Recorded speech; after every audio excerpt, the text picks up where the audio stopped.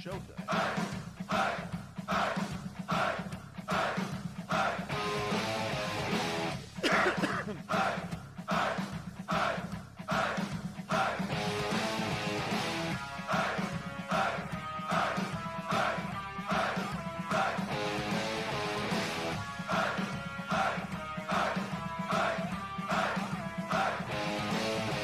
From the mountains of central British Columbia to you listening around the world, this, my friends, is Spaced Out Radio.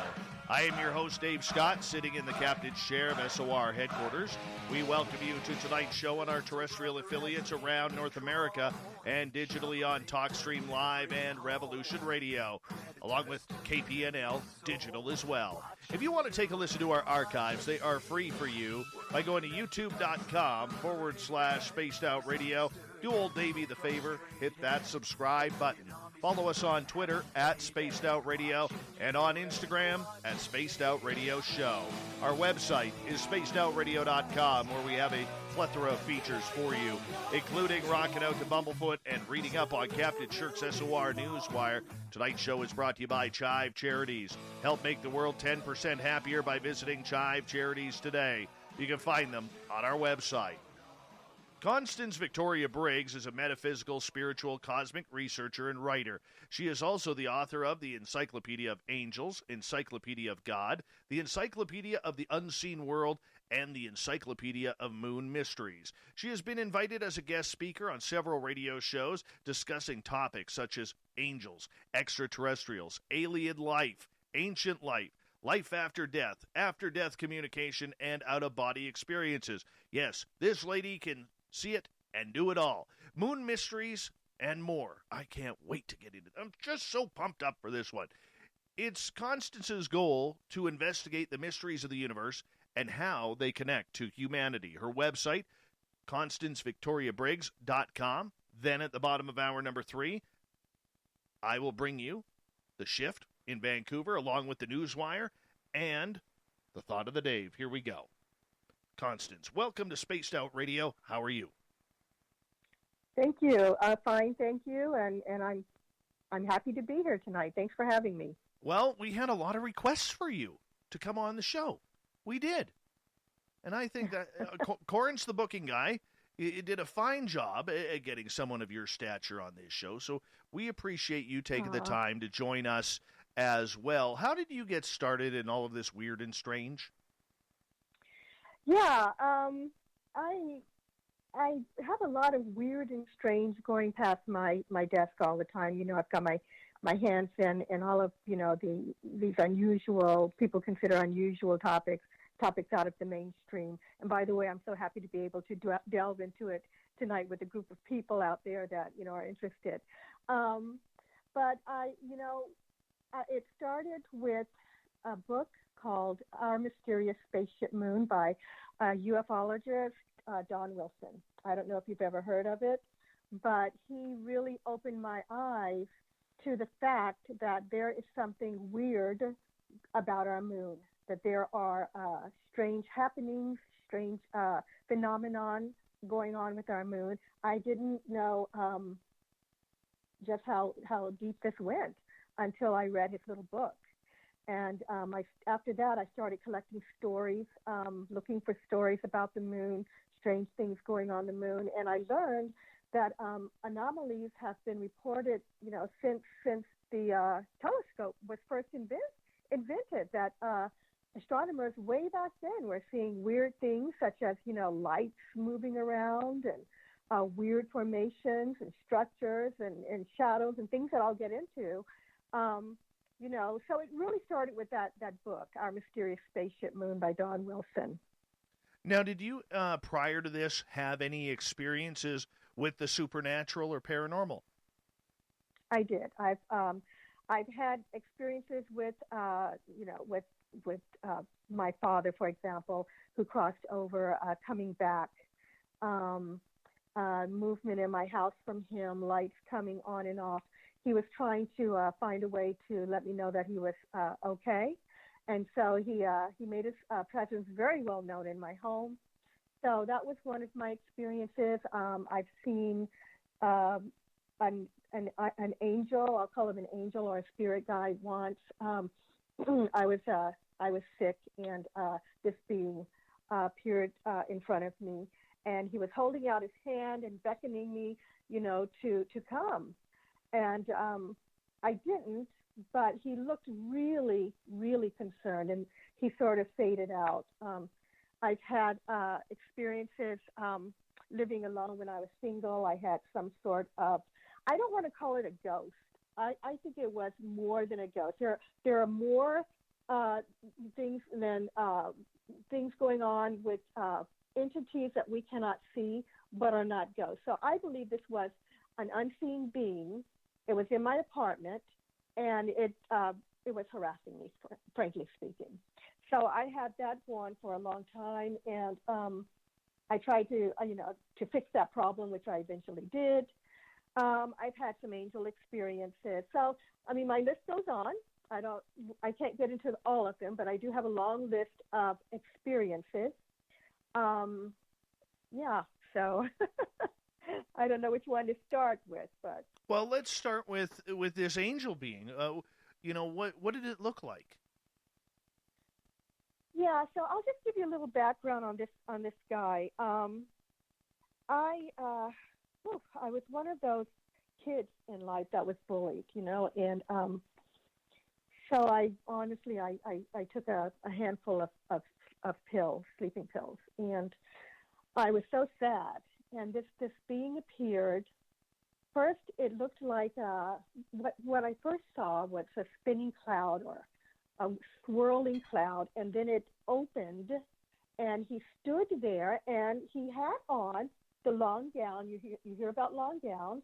It was high collared, and I remember this episode in black and white. But he had short hair with curly, very distinctive kind of sharp features, and he looked very concerned. I didn't know at that time. I was 14, and I could see him just as clear today as I could yesterday. And I swear to you, I feel like I've seen this fellow in a photograph since then in my life. Excuse, my voice is going. So he didn't have wings, but he had the long gown on, and just this very concerned look. And he looked like he would just like to lead me away or take me away and help me out, because I think he knew at that point in my life how much I was really suffering. So yeah, that's one of my interesting. Favorites. So it was almost like he showed up at your time of need, as you would expect something holy to do.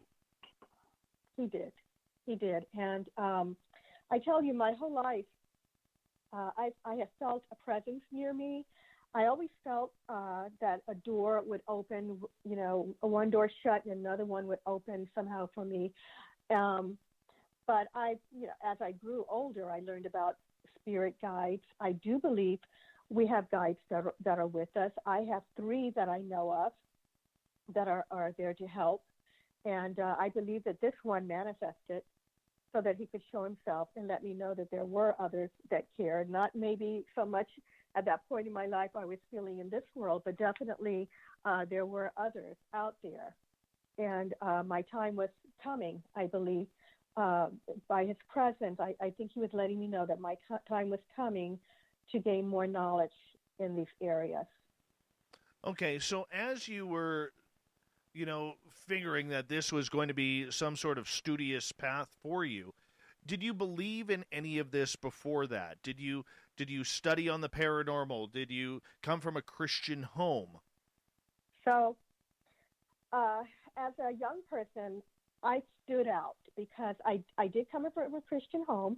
I came from a Baptist background. And I always stood out because I questioned the teachings. So I had a belief that there was something more. I was always on a spiritual path. I was looking for God. I was looking for reasons why we were here. And it was stronger than any of the young people around me. And so I was always this odd person out. I learned a lot from Bible studies. I actually did delve into various religions and searched in various paths, and I learned a lot along the way. And I have to tell you that some of the information that I received in those Bible studies, interestingly enough, as an adult, led me away from religion.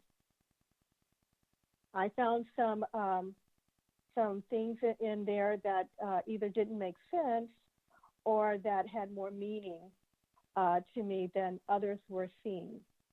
I really, got away from religion as a result of what they were teaching. And I actually went to a minister once, and I questioned, what he was preaching. And he was really mad at me. And so that's my story of how I basically got on this that spiritual path. And then as I grew, I started, in my 20s, I started having what I call conscious out-of-body experiences. I woke up once. I was not in my bed. I was living single. I had gone to bed. Woke up. I was literally in the sky. And I looked down. I could see where I lived. If anyone's out there that knows this area, I'm from Alexandria, Virginia, and I lived in the Huntington Towers apartment buildings. They're high rises. They overlook the famous Woodrow Wilson Bridge. So I'm in the sky, and I'm looking down at the Woodrow Wilson Bridge, and I moved forward to just kind of floated forward, and I caught myself. And when I caught myself, it was like I was going to fall, so I caught myself, and I was bobbing up and down just like on one of those little balls in the ocean when you go fishing. I was bobbing up and down because I was floating. And I could see light around me, but I could not see any other entities or spirits. And I left that area, and I traveled into what I believe was a different dimension, because I ended up in a building. I ended up seeing a creature that was not of Earth. And at that point in my life, I learned that there are other dimensions, there are other levels to the spiritual world, that there are other beings that we cannot see, that there are beings in those dimensions, and that we can access those through our sleep. And I know that some people are doing it consciously. I've always just kind of what I call slipped out of my body. And I've awakened on, the ceiling of a mall once, and once in someone's home, and I was wondering, oh, can she see me? So, we have these capabilities, and that was something that I learned along the way. And then, of course, I told you about the entity. This entity in my apartment actually, I believe, followed me from my parents' home, because for years they had some weird happenings in their house, and even my dad would sleep with the lights on. But when I moved out and on my own, I believe that this thing followed me, and I had to find a way to break loose from it. So that set me on a whole other path of understanding. I started working with the angels. I understood what the guides were. I called on the angels. They helped. They are out there. They are real. So that I started with the angel book, and I started chronicling all of these angels that I was hearing about and learning about. And at some point, I'd like to do a book on my angel experiences. As you should. Totally. I fully agree. Constance Victoria Briggs is here tonight on Spaced Out Radio. What turned your attention to the moon? Don Wilson's book, as I mentioned before. Of course, we all glance up and wonder at the moon, and, it helps us to imagine, where we came from, or, it helps us to maybe reach out to touch the stars. We are all attracted to the moon. I love the moon, but it was Don Wilson's book, I think, that really sank it for me that there is something odd about it. I am a person that believes in extraterrestrials. As I said before, I do believe in that we're not alone. I believe that Earth has been visited since ancient times. I believe that we were never alone. I believe that they had a hand in our creation, our hand in our progress. And so I was very open to the idea that there's something else going on with the moon, and that perhaps it is being touched by beings that we don't know or didn't know us. So, yeah, I'd like to get into some of those stories. Sure, and we will as time goes on, because we do have a lot of time with you tonight, Constance. But with the moon, I think as children we always, look up at the moon and we wonder, one of the first things we think of is it made of cheese? Because that's what we read in books and cartoons, so on and so forth. But do you recall what you first started really focusing on the moon? Yeah, I believe that it was when I learned that I think what caught my attention first was Neil Armstrong and Buzz Aldrin's trip, just like most people growing up, except for the information that I got wasn't just that the astronauts had stepped foot on the moon, that the astronauts had possibly seen something else while they were up there. I think that's kind of where and this whole story of mine began. They didn't just step on the moon. They had some strange experiences. And one thing led to another, because it wasn't just them. It was all of the astronauts that have had gone up. All 12 men who walked on the surface had some sort of experience or revelation. Okay, but for you, when you looked up at the moon as a kid and even in your teenage years, did you ever think that even before the Apollo missions that, that there was life out there on the moon or on the stars or in the stars? On the stars. The moon, to me, was just a beautiful dead rock in the sky. But I always believed as a young person that there was someone out there. I didn't know how or where to find them, but I could always feel that connection and that in that pull. I tell you, in religion, one year they said, they were saying, oh, there's nobody else. It's only humankind. There's no such things as extraterrestrial beings. They were talking about this in a Bible study meeting. And I just sat there looking around thinking, you know what, this is not true. I know they're out there. And I'm pleased that as I've, gotten older, I feel connected to something that's always pulled me towards the cosmos and the stars. Do you feel a connection personally? I do feel a connection personally. And I have since learned, interestingly enough, that a lot of souls that come into Earth have come from other planets. There was Sirius B, for example. It's my understanding that Sirius B there was a war. There was a great war there, and that some of the souls came to Earth. I was told this story by a woman who is a channeler, and so, yeah, I believe that a lot of the souls are here on Earth. And I asked her, well, why did they come to Earth? And she said, the souls have to go somewhere. So I believe that there are some that are in the physical, born in, walking around. I believe that there are some that are walked in. I don't know if you're familiar with the term walk-ins or not, but walk-ins are people who you can leave your body and someone else can replace it. There must be an agreement. This can be done, of course, in the spiritual world, but I do believe there are walk-ins from other places here that have walked in. Of course, I call them the crawl-ins. Those are the ones that are born. And then, of course, there are ETs, I believe, that are among us that we can't see.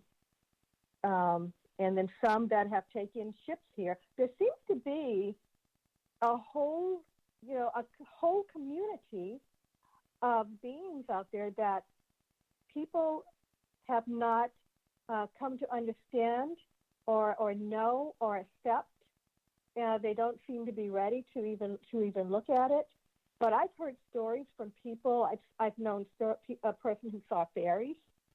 I've known two people who saw some kind of being that looked like a troll. I can't say these are extraterrestrial.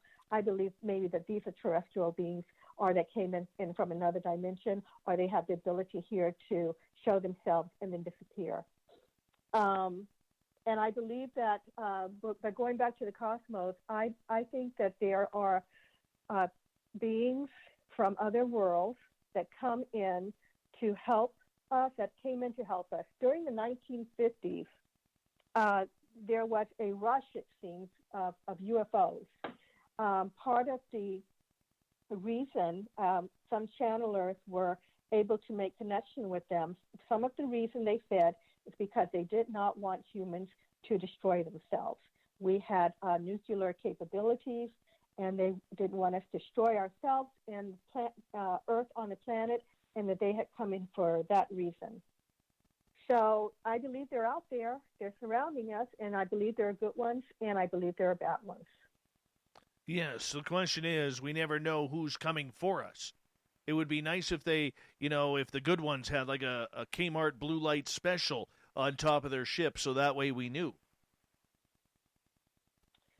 Yes, but I also think, just like, that dark side and light side in Star Wars, I believe that the light are not showing themselves as often as the dark. I think that there are some lower level beings. Obviously, we've all heard the stories about abductions and mutilations and those sort of things. I believe that those are some sort of lower level beings, and they may even be breaking some kind of rules or directive while they're doing this.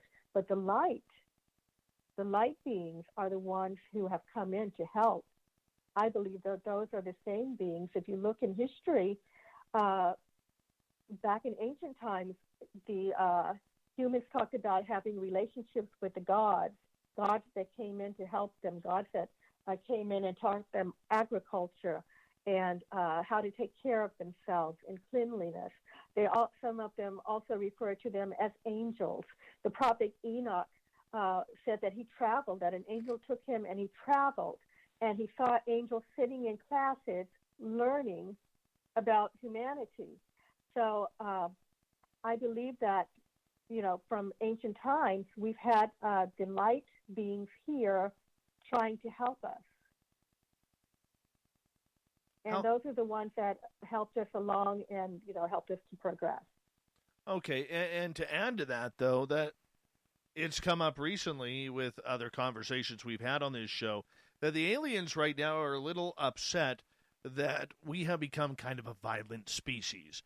That we're quick to, shoot first and ask questions later many a times. And from what I'm learning, they don't like that very much. They may not want to play in our sandbox much longer if that's the way we're going to play. Constance, I'm going to get you to hold on right there because we are going to go to break here at the top of the hour. ConstanceVictoriaBriggs.com is her website. We're going to continue with a great conversation of what's hanging out on the moon. Mysteries of the Moon continue with Constance Victoria Briggs right after this on Spaced Out Radio.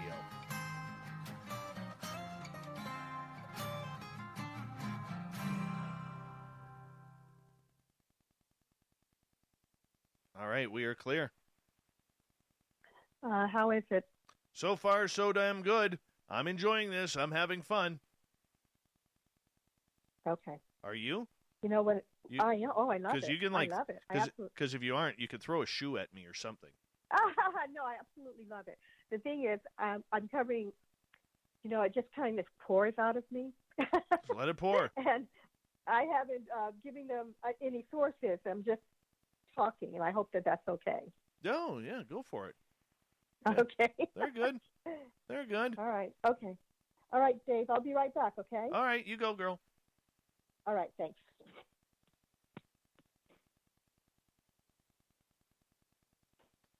All right.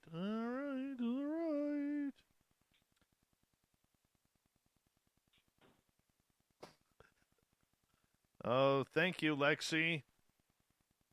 Is it the beard or the eyebrows? Let's see here.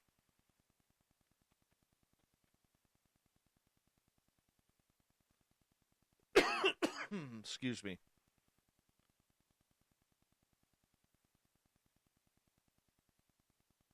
Amanda, we're just getting into it. We're only half an hour in. We got her for another 2 hours. We'll get in deep. Deep, deep, deep, deep, deep. We never give up the secrets right off the bat of this show. Oh, no. Never. Let's see here. Let's go here and say a big thank you to Ladybug Bigelow, Fabster, Grendel, Kimberly, Greco, Opa to you, my friend, on the Super Chats tonight. I really appreciate it. Thank you for the love and support that you give us. That's why we're here, man. That's why we're here, because of people like you guys. And, yeah. Hi, Constance. Hi. How are you? Hi. I'm doing well. Thank you for letting me talk all about my passion, extraterrestrials and the moon. So, we're going to get into some serious aliens. We'll get into some serious aliens yet. Okay. You know, because I love people when they can admit that they've got aliens. You know, we got a couple people like my buddy Joe he's not in the chat room yet, but I could tell you this. He's got aliens. He doesn't like to admit it, though. Well, some people don't like to admit it. You know, they get embarrassed or they think they'll be ridiculed or whatever. So. Oh yeah. Are we on air? Oh yeah. Yeah, just say it away. It's okay. We're not on the official radio side yet. We're just on the YouTube side. Oh, okay. Yeah. Yeah. Some people are just worried about what people will think of them, about being ridiculed, and so they don't want to come forward so much and talk about it. But I feel that this is a topic that we have to get out there. One of the reasons that I wrote the Moon book, and I've got some other books coming on the topic of extraterrestrials. My reason is because people need to be educated. Right. We're not alone. We're not alone. We never have been. I love the idea of not being alone. I love the idea of being in a cosmic community, and I think it's time for us to go in and become a part of it. So I think that we have had beings, extraterrestrials, working with us from afar and using social media, using television. They have contactees here. You know, they're telepathic, and so they've been using a lot of different avenues to touch base with us and let us know they're out there and to prepare us. For sure. To prepare us.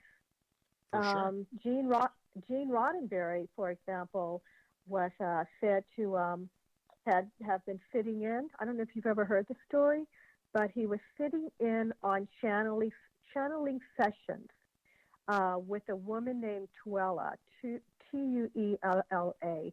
She said that she was channeling beings from the Ashtar Command, and Gene Roddenberry of the creator of Star Trek, got wind of this and of her and started sitting in on the sessions.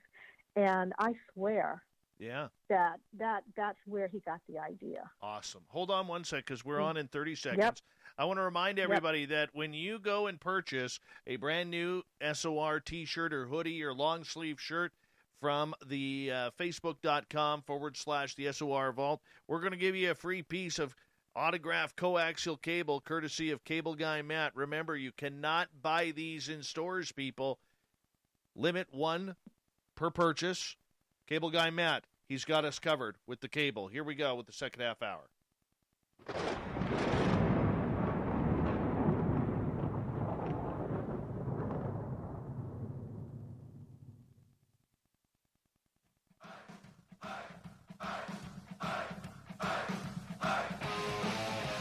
Second half hour of Spaced Out Radio is now underway. My name is Dave Scott. Thank you so much for joining us. We really do appreciate earning your listening ears. Want to remind you that if you've missed portions of this show or others, check out our free archives by going to youtube.com/Spaced Out Radio. Do old Davey the favor. Hit that subscribe button. Our website is spacedoutradio.com, where we have a plethora of features for you, including rocking out to Bumblefoot and reading up on Captain Shirk's SOR Newswire. Follow us on Twitter at Spaced Out Radio and on Instagram at Spaced Out Radio Show. Tonight we continue on with a great conversationalist, Constance Victoria Briggs. Her website, throw a .com on the back of her name, ConstanceVictoriaBriggs.com. We're talking about the moon, mysteries of the moon. And why wouldn't we? This is a great topic. We've all tried to figure it out. She's got a book called The Encyclopedia of Moon Mysteries, and we're going to get into it right now. Constance, welcome back. Thank you. We're glad you're here. Glad you are here. Happy to be here. Well, so am I. I'm not going to lie. So am I. And, you know, you talk about the mysteries of the moon, secrets, conspiracy theories, anomalies, and extraterrestrials. And, by God, I love some aliens around here. I really, really do. Let's talk about the moon. Going back to the Apollo missions, because we really didn't know much, because all we could do is look at it from telescopes and eventually satellites before we put the first humans on the planet. What do you think's there?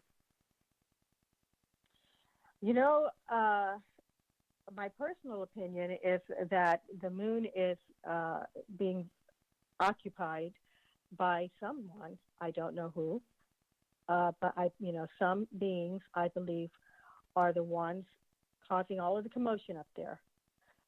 There is just no other reasonable explanation for what has been seen.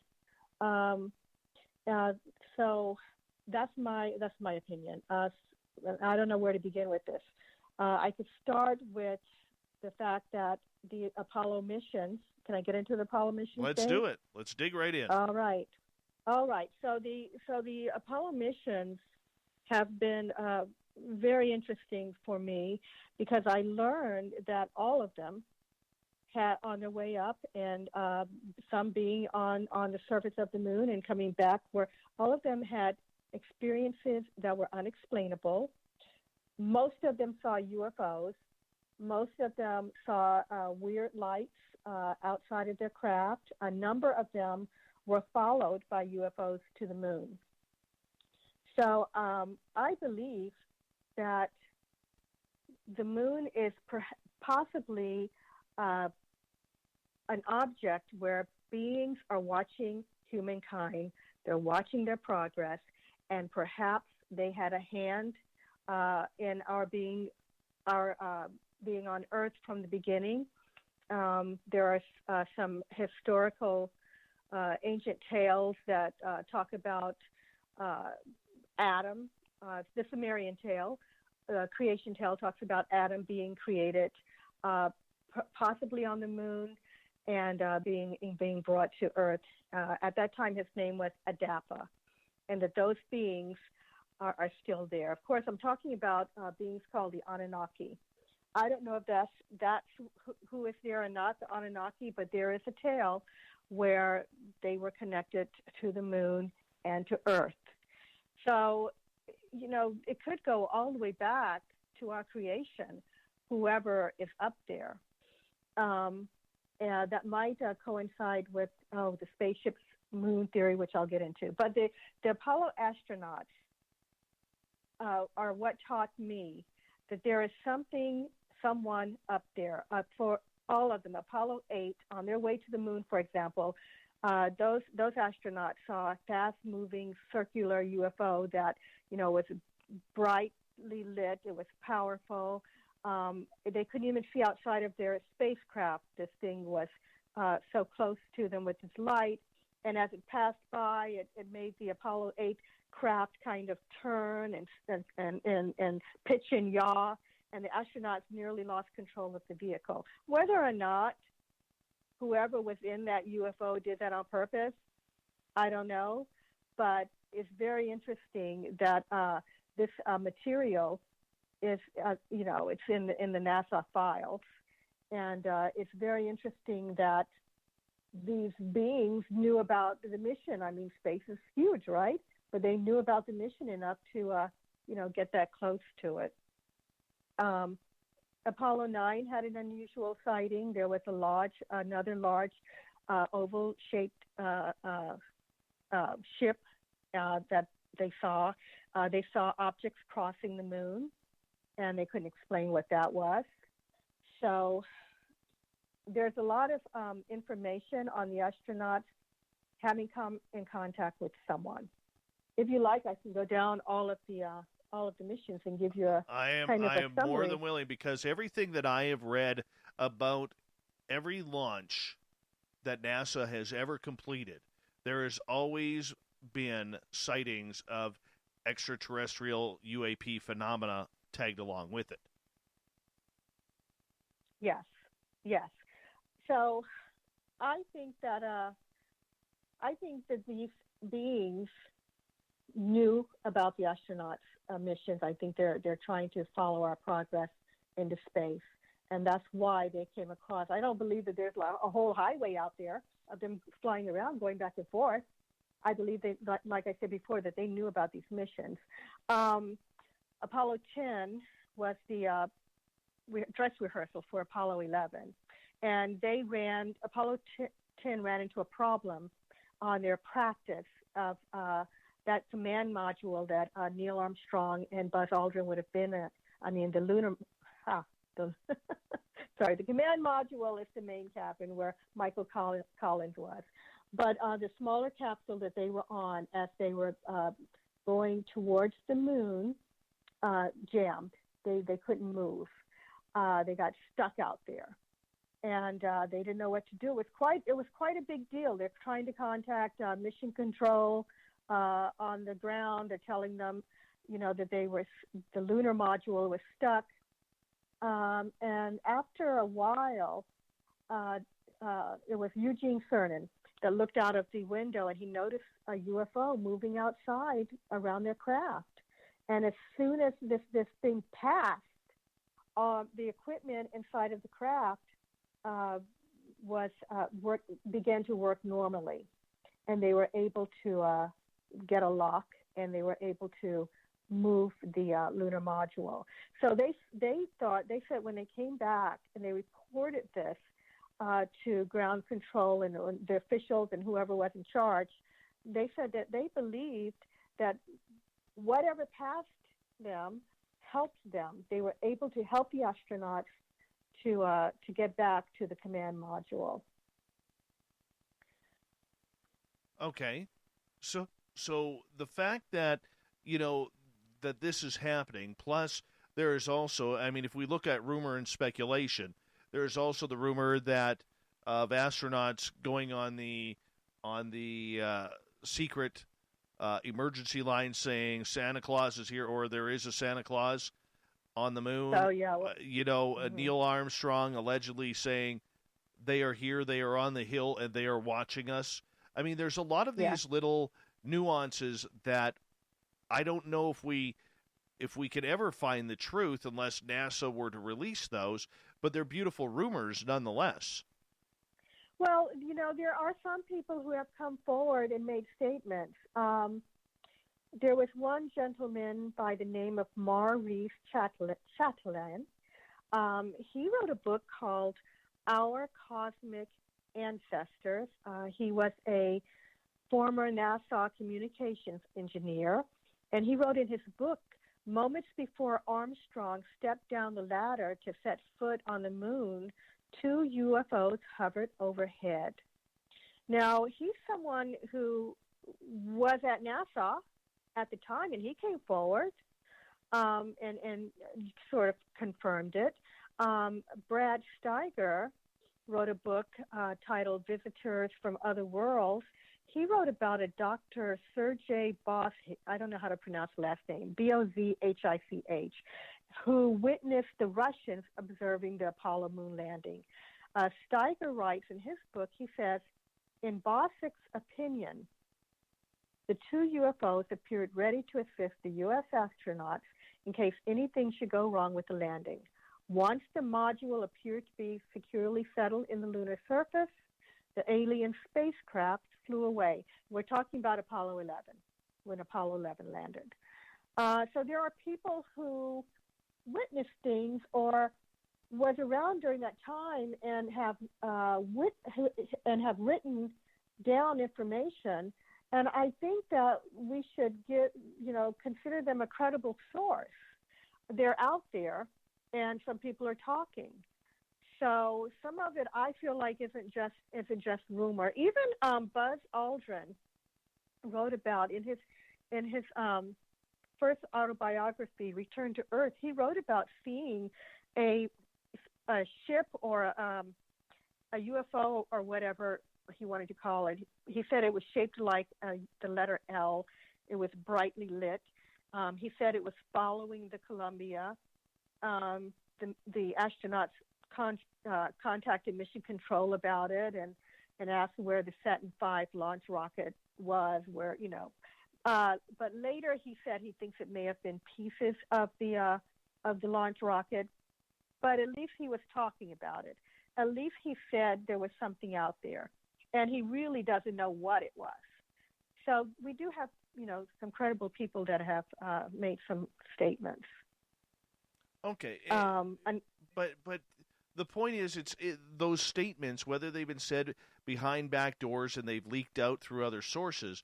The issue that I have, and trust me, I believe you that a lot of this has happened. So I'm not trying to play, or to poo-poo your story or anything like that. But, I just wish, and I'm sure you do too, that NASA would confirm this. Let's hear this story. Let's let them talk about it, because when these astronauts, especially the Apollo astronauts, continue to pass away as they get older, entering their 80s and 90s, we're going to lose that forever. We're going to lose it. But there are the transcripts. They are public. There's a lot of them. You have to search through them for the dialogue. So yeah, we're going to lose a lot. People, when Neil Armstrong passed away, people said he took a lot of information to his grave.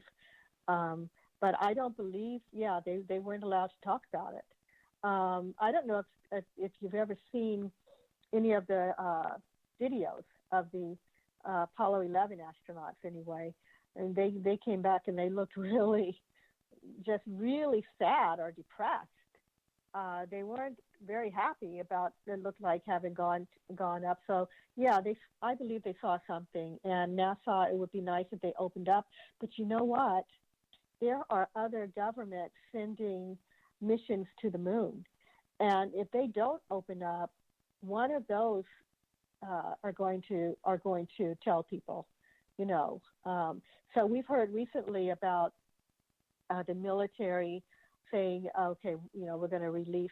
They released something about UFOs not too long ago. So they may be on a path, because there are going to be governments that beat us to it. There are going to be countries that beat us to the fact that there is something else going on. And I don't think the United States likes to lose in that. I mean, remember the whole space race between the Russians and the U.S.? Yes. So, yeah, I think so. And you know what? There's some information about one of the missions taking a picture of what looked like an ancient craft, huge, sitting on the moon. And they took this years ago, but fast forward, I don't know how long it was, maybe 20 years, and there was what they call the Apollo 20 moon hoax, where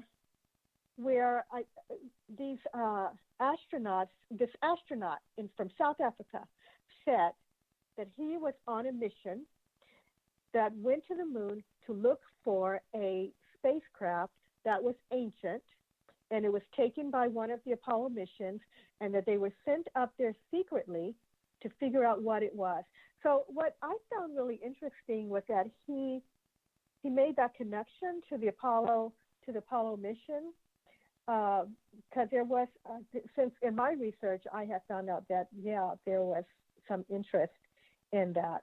That was a fascinating tale because I don't know how many of your audience members have seen the pictures of the Apollo 20 hoax where they went in and they found an alien that was dead. Do you buy that story? Authentic. Do you buy the Mona Lisa story?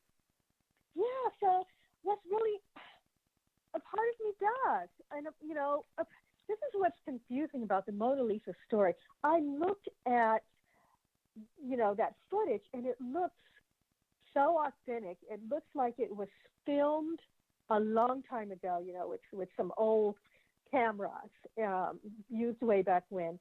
It looked like the costumes, that the equipment and everything just looked so authentic. Whoever put that together had to have spent a lot of money for this hoax. So that was really interesting. It didn't just look like maybe that little city. I mean, there's some little ruins there. I guess you could fake that, but once you got in there and looked at that, it looks pretty authentic to me. I'm an amateur, though. I'm not a photographer. But then a professional photographer came forward and said, I created the artwork for this hoax. And I compared his artwork because he made a copy of the Mona Lisa. But I tell you, it wasn't identical. It wasn't identical. So maybe. And this astronaut disappeared. Where is he? He came forward like a whistleblower and put this out there. And why? So I advise everyone to go in and do their own research. This is one of the reasons I put together the Encyclopedia of Moon Mysteries, because it has all of these little stories in it. It has the stories of the Apollo missions. It tells you every weird event that each Apollo mission witnessed and experienced. So I wanted people to look at this and then jump off and go do their own research and kind of, go, aha, I think this is right. Or, yeah, maybe this did happen. Maybe Apollo 20 hoax, did happen. So what happened to Apollo mission 17, 18, 19? Or 18 and 19, I believe. Yeah, so they just lost interest, they're saying. They just, they had it all planned out, ready to go, but then they said they lost funding and that the American public lost interest. That is their story. But the mystery is, are the real reasons that they didn't go back because they were asked to not come back? That's the question. There is a story out there that says the Apollo missions were interrupting the ETs that were on the moon, and that they didn't want us there. Whether or not they felt like we were a warring species, or if we were in the moon, the story is that we were warned off the moon, and that's why we haven't gone back. Okay. But the official story is that they ran out of money. Yeah. Right. Okay. So with the Mona Lisa, there was rumors that they were able to bring part of her back. Did you ever hear that? Yes. I've also heard that she's alive somewhere too. So, yeah. I heard it. I don't have much information on her, partially being brought back or what happened to her. Okay. Yeah, I knew. I thought they removed like the head of her or something, because that's all they had room. Goodness. That's all they had room for. Oh no, I hadn't heard that at all. I heard that there was a second body on that ship, and that there was only half of the body had survived. Would you like to hear what I wrote? Absolutely. We got about 3.5 minutes before we go to break. So the Apollo hoax was, it says a fake story. I said the object had been in NASA's photographs Apollo 15 mission. In April 2007, several videos were posted on YouTube under the name Retired AFB. The person posting was William Rutledge. Rutledge claimed to have been born in Belgium. He was a U.S. citizen. He claimed to have been one of the astronauts from the mission. He named people. His comrades were Leona Marita and Snyder and Alexei Leonov. The videos show a city on the far side of the moon, a cigar-shaped craft, and pictures of the extraterrestrial pilot, whom they named Mona Lisa. A French sculptor by the name of Thierry Speth eventually came forward and claimed responsibility for creating the story and artwork in the video. But what I find interesting is that he names people here that he went up with.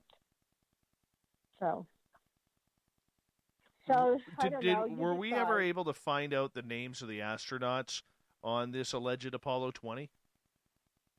Yes, he does. I believe that I just read them, but yeah, he. Because there were two Americans and one Russian, right? That's right. That's right. Their names were the woman, or I don't know, is Leona Marita Snyder and Alexei Leonov. Gotcha. Were his comrades. Yeah. So I mean, that sounds pretty. To me, it sounds pretty authentic. If you can name people, and you've got to go look at that footage. It's just amazing. Yeah, you can find it on YouTube. You can find it on YouTube, and that's been one of the head scratchers for me, because allegedly there was a male body on there as well that was already deceased, and they left him behind because the Mona Lisa was fully intact. Yeah, that was the male with a partial body. I don't even know that. I think it was his torso, really, that they found. I mean, that's pretty detailed. That's a pretty detailed account for someone playing a hoax. And to what end? What did they get out of it? I don't know. I'm the one who asked. I'm the one who asked the questions right here. What did they get out of it? No, I feel like that's a huge, expensive hoax, but you never know. And thus the mystery, thus the book Moon Mysteries. We don't have the answer. I'm looking forward to these new missions to the moon, so that maybe we can get some answers, and maybe NASA will open up, since they're I think they're going to run into something up there, so it'll be interesting. All right, so if you want to see this video on YouTube, just type in Mona Lisa and the moon, or Mona Lisa space, or Mona Lisa alien. It'll all pop up, whatever you want. But don't do it right now, because you're listening to this show. You can do it, anytime afterwards. That would be kind of cool. Hey, Constance, I'm going to get you to hold on right there. We are going to go to break at the top of the hour. ConstanceVictoriaBriggs.com is her website, where you can check out her books. You can find out information of what she does for research: the Encyclopedia of God, the Encyclopedia of Angels, the Encyclopedia of the Unseen World, and the Encyclopedia of Moon Mysteries, which we are concentrating on tonight. I love the moon. I do. And I think we're going to come back and, maybe talk more about the moon. Where's the aliens hiding? Have we been there before? Are humans on the moon right now? We have a ton to talk about with Constance Victoria Briggs coming up on Spaced Out Radio.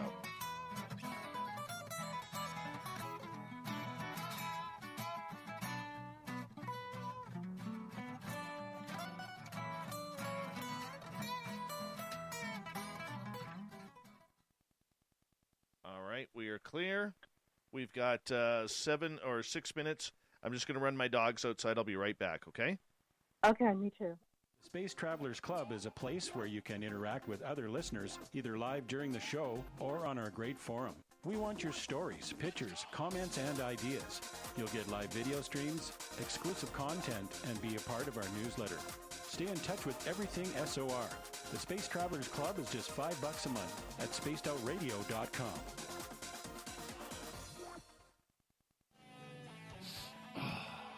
I'm feeling a little spicy tonight. What to do? Why not get bumblefuck? 4 million Scoville units of pure hard rock.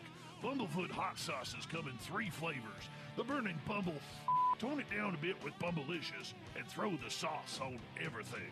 Spice it up. Bumble me, baby. Bumblefoot hot sauce. Get it today at kajans.com. We all know on Spaced Out Radio we love a good beard and mustache, so why not take care of your facial hair with Mighty Moose Beard Oil? Made in Canada, we're taking care of beards and stashes around the world. We use 100% natural ingredients with our oils and balms to make your whiskers feel silky smooth. Use promo code SOR2019 at MightyMooseBeard.com today.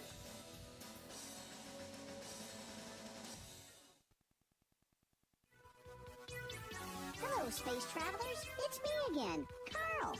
Don't forget to join the Space Travelers Club for just $5 a month. And follow Spaced Out Radio on Twitter at Spaced Out Radio. Our Instagram, Dave Scott SOR. Our Facebook page is Spaced Out Radio Show.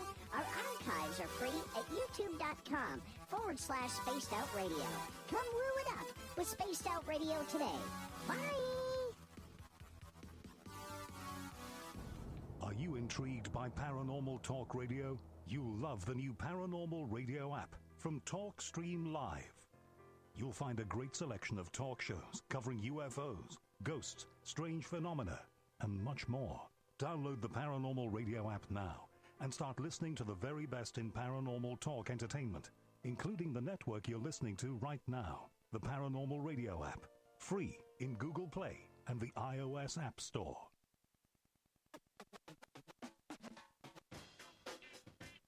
The SOR Vault is open for business, and we have some cool swag for you to pick up. All you have to do is head over to our website and click on the SOR Vault. You have a variety of cool logos to choose from, and put them on anything you want. T-shirts, hoodies, hats, coffee mugs, you name it, we can get it to you. So do your shopping by supporting the store you love. Get your Spaced Out Radio swag at the SOR Vault today.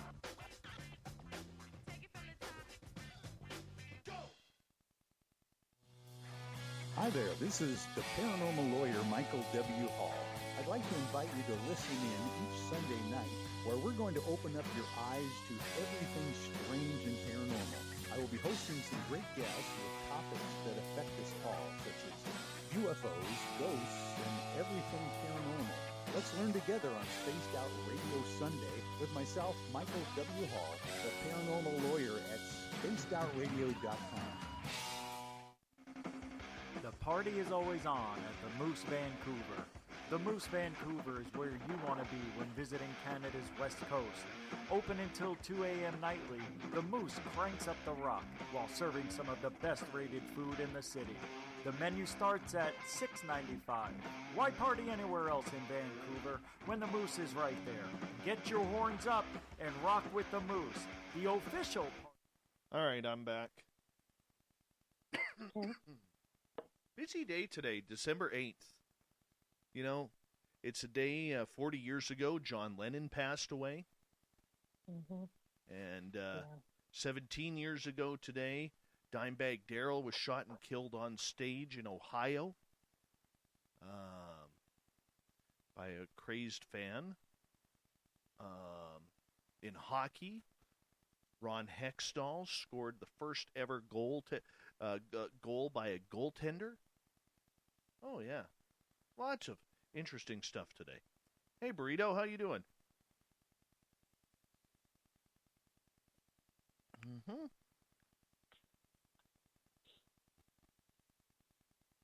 I have a John Lennon story. Oh, we'll save that. Save that in a minute. Save that. Hey, Walter, how you doing, man? Good to have you back. Michael Boyle, what's going on?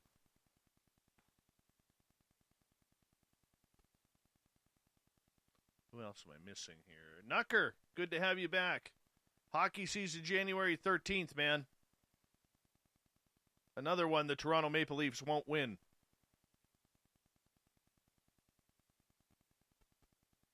All right, we have 1 minute. 1 minute. And I think I'm caught up. Oh, Jim Morrison, born December 8th, 1943.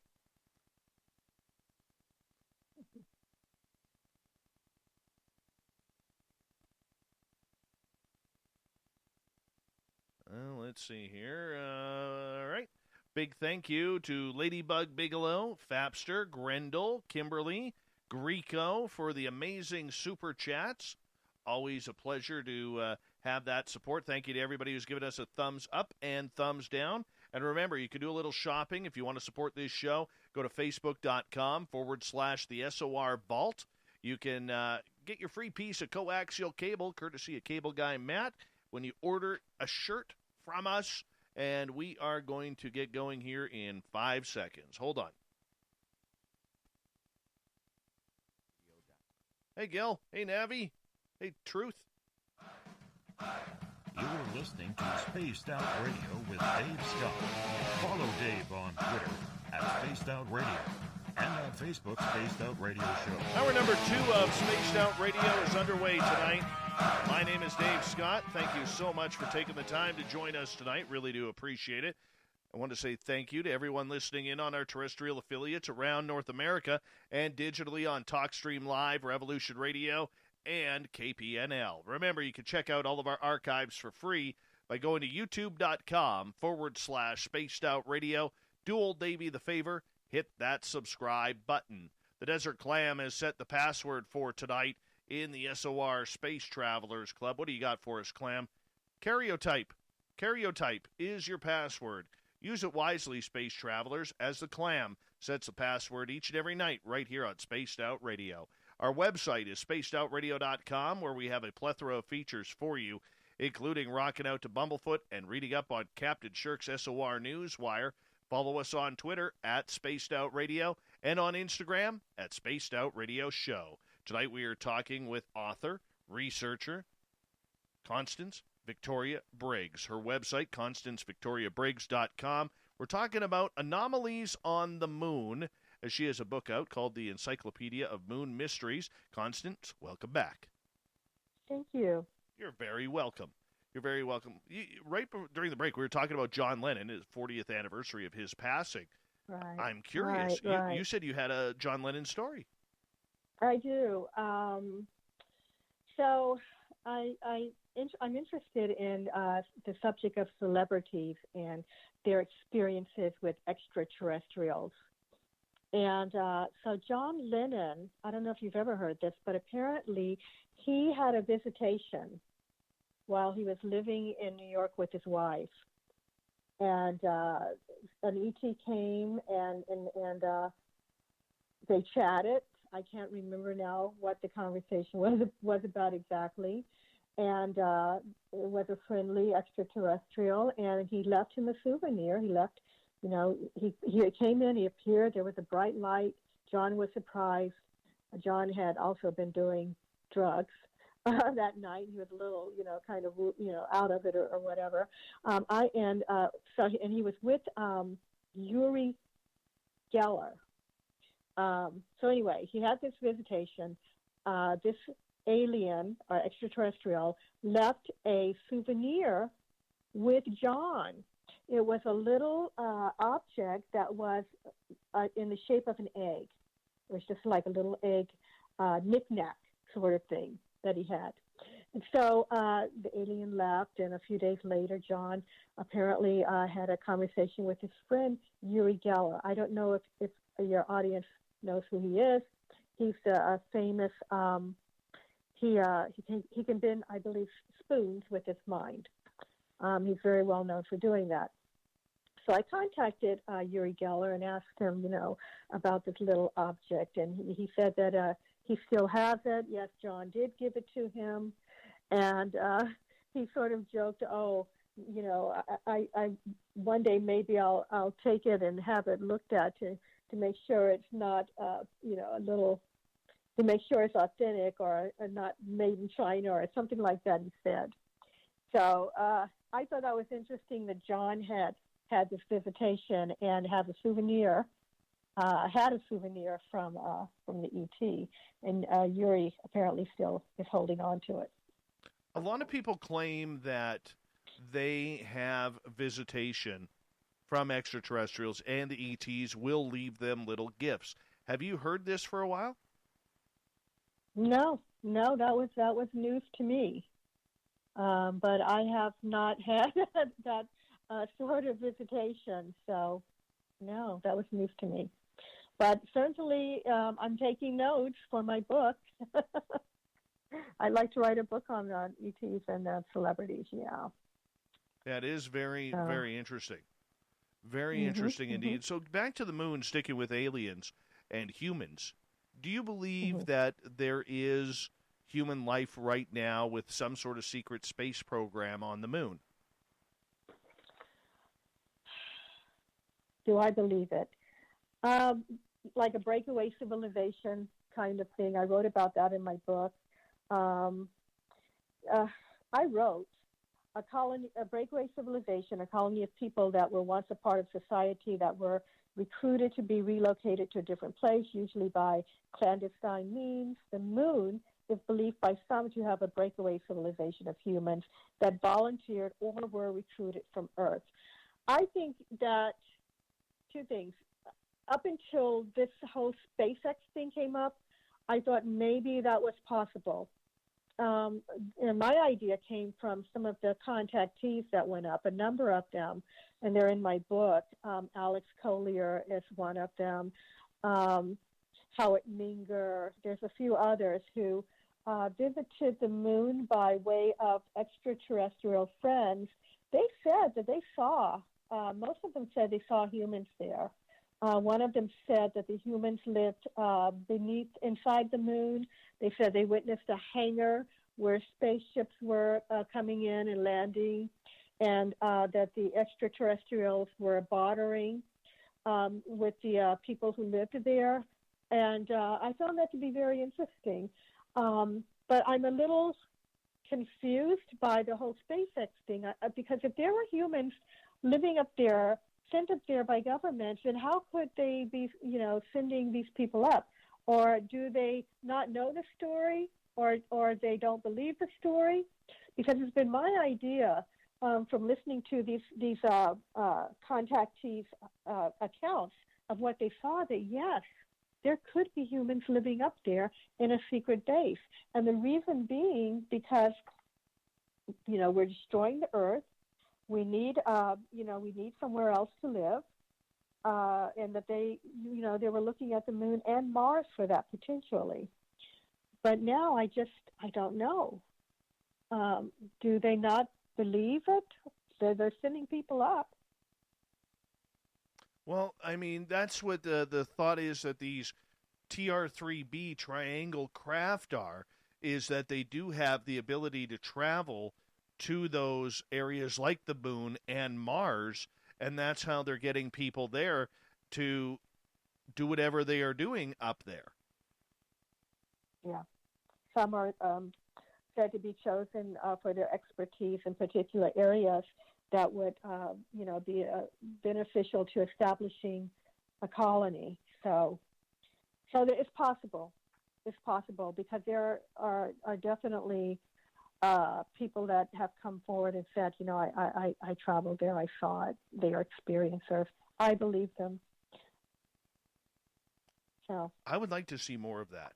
I really would. That is something that completely interests me in regards to what is actually going on the moon.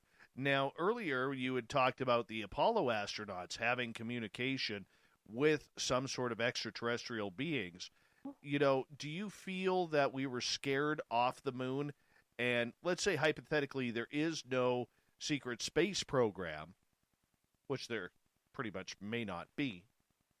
Do you think that we were told not to go back? Wow, that's a very pointed question. No one has ever asked me that question before. Do I believe the story that we were told not to go back? Well, okay. So this is kind of a twofold answer. When we first went, the Apollo 11 mission landed on the moon. They are said to have seen craft. At that point, we were told that possibly these beings warned them away not to come back. However, we went back several times. So if we were warned away at that point, then, what were we doing going back up there? But then the second story was said that there was the Apollo 17 mission where they were warned off the moon. And if that is the case, then perhaps we were. I don't know. But do I believe it? No. I don't think we were warned off. I don't know. Interesting. Who was it that said it? There was a story that said Neil Armstrong told a professor at a party. The professor asked him, what did you see up there? Did you see anything? And Neil said, secretly to this friend of his that they had seen something, and that they were warned away, and that they, did go back. And when they did go back with the other missions, there was just a quick trip and a kind of a scoop for science, of the dirt and the samples, and then back. So that's an interesting question. Do I believe it? I don't know. See, but that's all part of the myth and lore of the legend of the moon. Because, and this is what's sad about all of these astronauts dying, whether it's Gordon Cooper, whether it's Neil Armstrong, whether it's why am I forgetting his name right now? Michael Collins? No, Dr. Edgar Mitchell is who Mitchell, yeah. Is who I'm thinking of. Now, Edgar Mitchell never saw an ET up there, but he said that the whole time he was there, he felt a presence. Said, one of his companion said that, they kept looking over their shoulders because they felt someone watching them. He had sort of a spiritual experience up there, but he said that he does believe extraterrestrials exist. He just didn't physically, see one while he was there. That doesn't mean they were there. The moon is huge, and we've only, tapped a little part of it, a little piece of it at a time. But there are so many things going on. The translunar phenomena is just off the charts. These are the different kinds of lights that have been seen there. Bright spots appearing in craters and disappearing. Lights moving over the surface of the moon. Clouds appearing.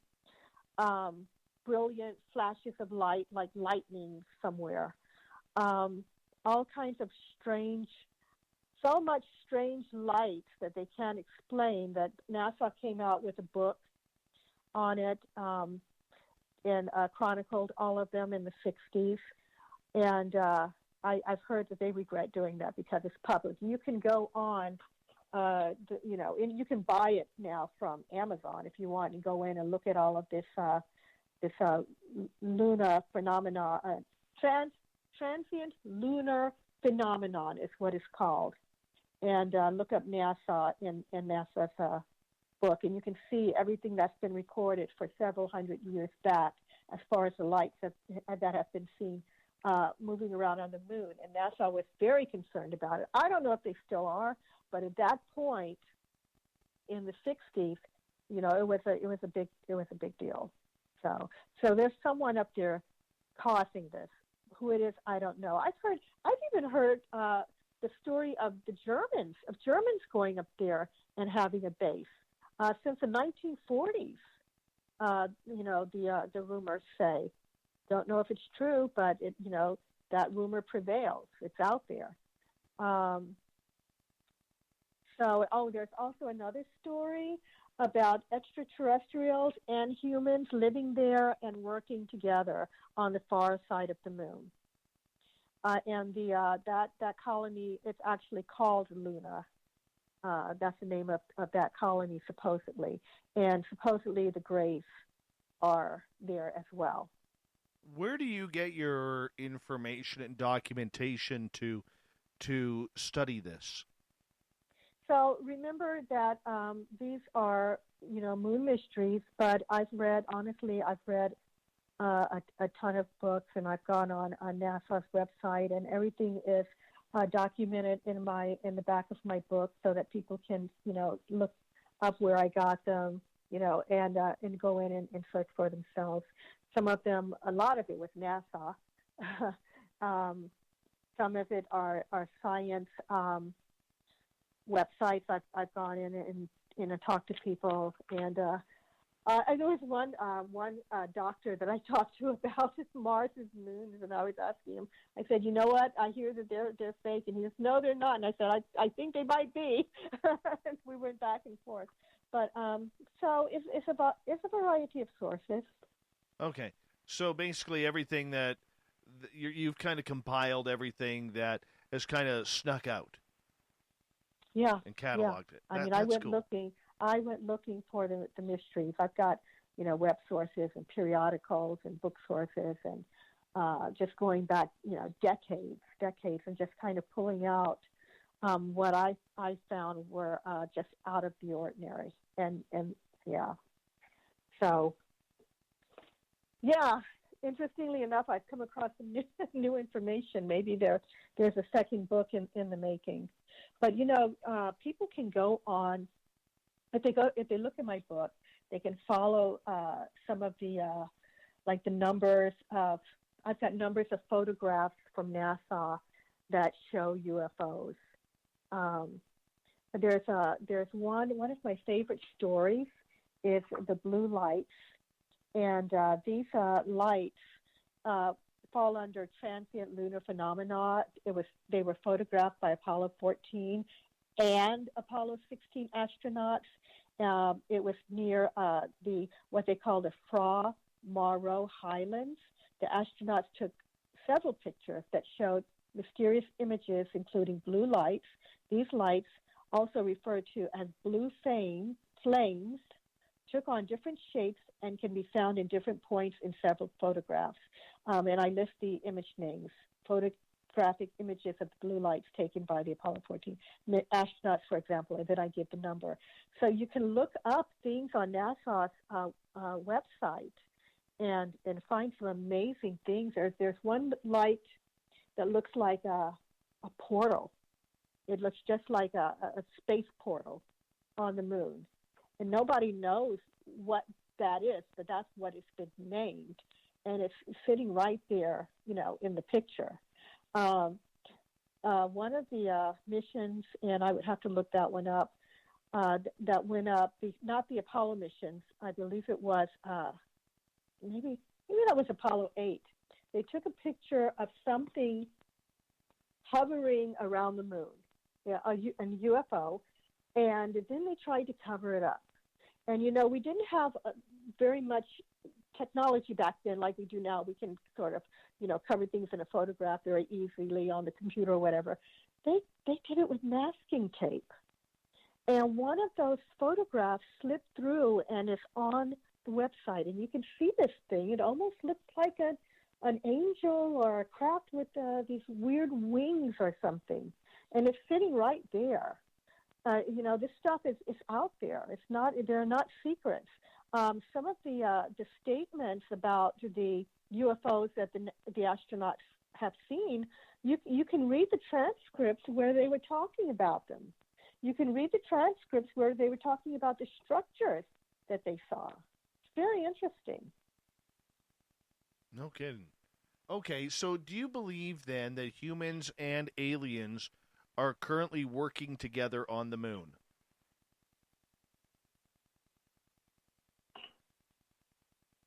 Darn, Dave, those are good questions. I don't know, Dave. I really don't. I believe there are extraterrestrials on the moon. I don't know if there are humans working with them or not. Okay, but you do believe there are alien bases on the moon? I do believe that there are extraterrestrials here. Yes, I do. Okay. Why do you say that? Because there's so much secret about the moon landings, about NASA. There's so much movement on the moon. They have found structures on the moon. I write about them in my book. Things like there's this one thing that's really interesting. It's called a castle. I mean, you can see the lines. They're man-made structures. We've heard stories about the monuments up there. They didn't get, just come out of nowhere. I believe someone placed them there. One of my favorite stories, and it's a well-known story, it's a famous story, is that of a bridge that appeared on the moon several years ago by an astronomer. An astronomer was studying that specific area, and he noticed that there was a structure there that hadn't been there before. And it was a bridge that was 12 miles long. It connected one mountain peak to the other, and he had to call in a second astronomer to back him up because, people were saying that couldn't be the case. And the second astronomer, another famous guy, said, yeah, it's there, and it wasn't there before. So someone put it there. Someone's, making things happen there. Who is it? It could be us. It could be us. I think it's extraterrestrials, because the things that have been seen the records go back to the 1600s. It's not new information. These astronomers from way back when were recording things moving around up there.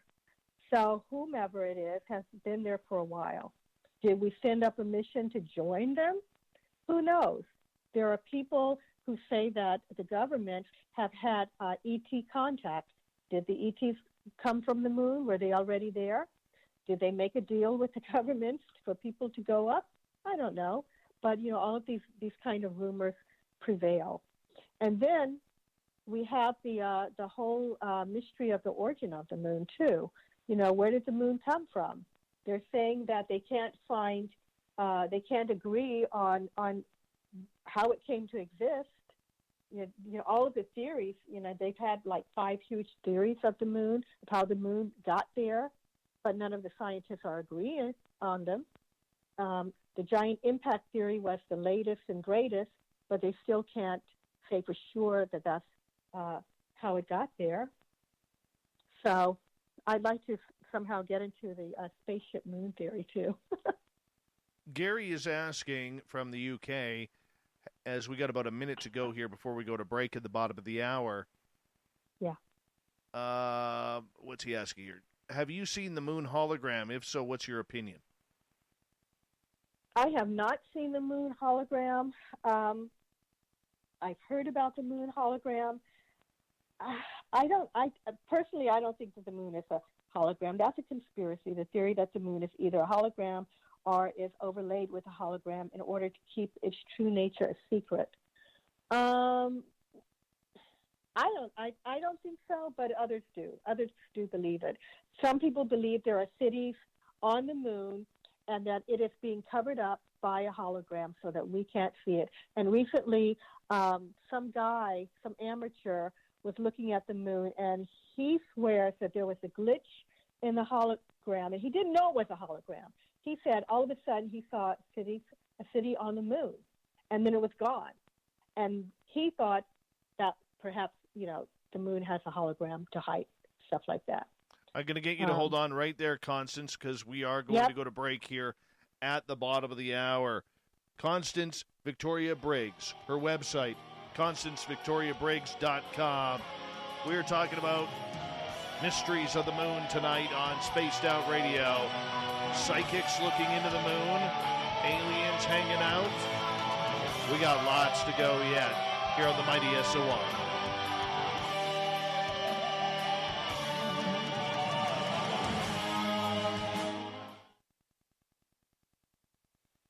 All right, we're clear. How's it going? Awesome. I'm having you really fun. Think so? You can tell me the truth. I am telling you the truth. Okay, I don't want to be too boring for your audience. No, I love it. We're absolutely loving it. You just keep going. Okay. All right, I'll be back. All right.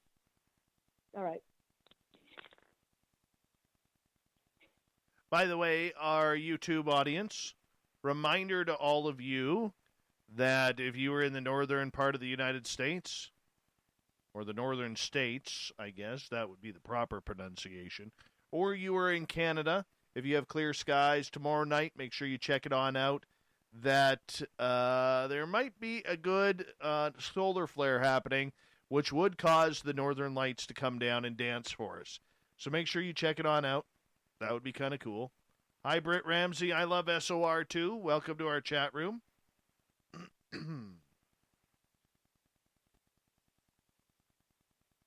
Dirty filth, you're faked. Your art is not real. Even though it's all over my office here. It literally is, man. Pointing here, this way, this is the only place I can look in my office where I don't have your art.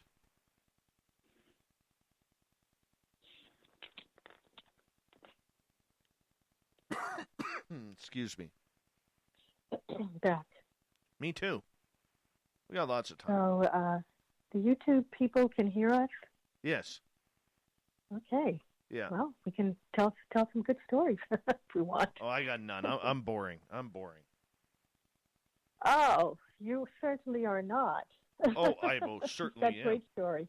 I most certainly am. As I put on my beard oil here from Mighty Moose Beard Oil. And there we go. Just throw a little bit of beard oil in here. Soften these facial whiskers up a little bit. It's good stuff. MightyMooseBeard.com. Good Christmas present. Good Christmas present. Not just for men and beards. It also helps control split ends. MightyMooseBeard.com. All natural ingredients. So check it on out. Usually nighttime is when the northern lights are easy to see, Jenny. So I guess once it gets dark, I can't wait to see them. I haven't seen them in so long. My house up here, Constance, we get the northern lights a couple times. Oh, you're so lucky. Couple times a year. Oh, my gosh. So lucky. Yeah. Man. Like, you can see them dancing off in the distance, and you'll get the green. But a couple years ago, we actually had it right over top of my house, like all the dancing colors and the swirling of the colors that you see in photos. It was amazing. Oh, my God. I've never, well, maybe when I was a child, I don't remember. I mean, I lived in Alaska as a child, but I don't remember seeing any lights.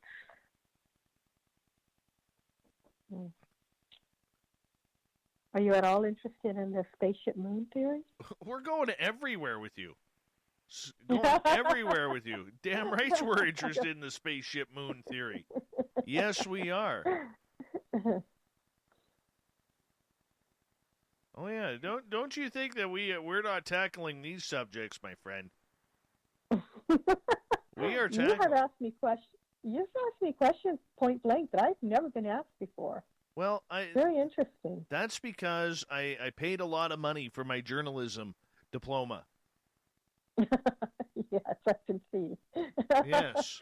Hard hitting. I paid 25 grand to learn how to talk on a microphone.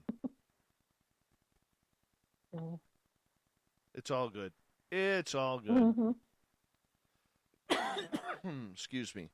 And you do this every night. You interview guests every night. I do. 5 days a week. I do.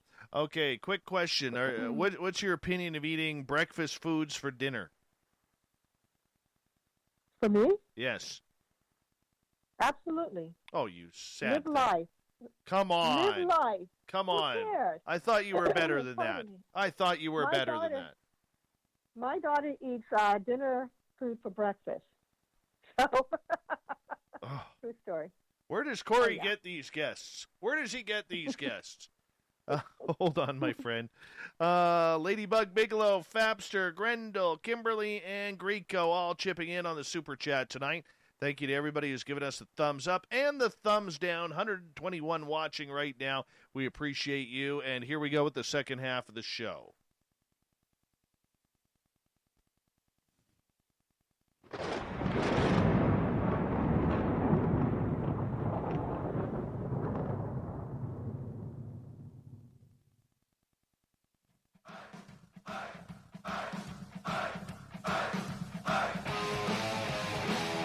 Second half of Spaced Out Radio is now underway. My name is Dave Scott. Thank you so much for tuning us on the mighty SOR, wherever you may be. We want to remind you that if you have missed portions of this show or others, check out our free archives by going to youtube.com/Spaced Out Radio. Do me the favor, hit that subscribe button.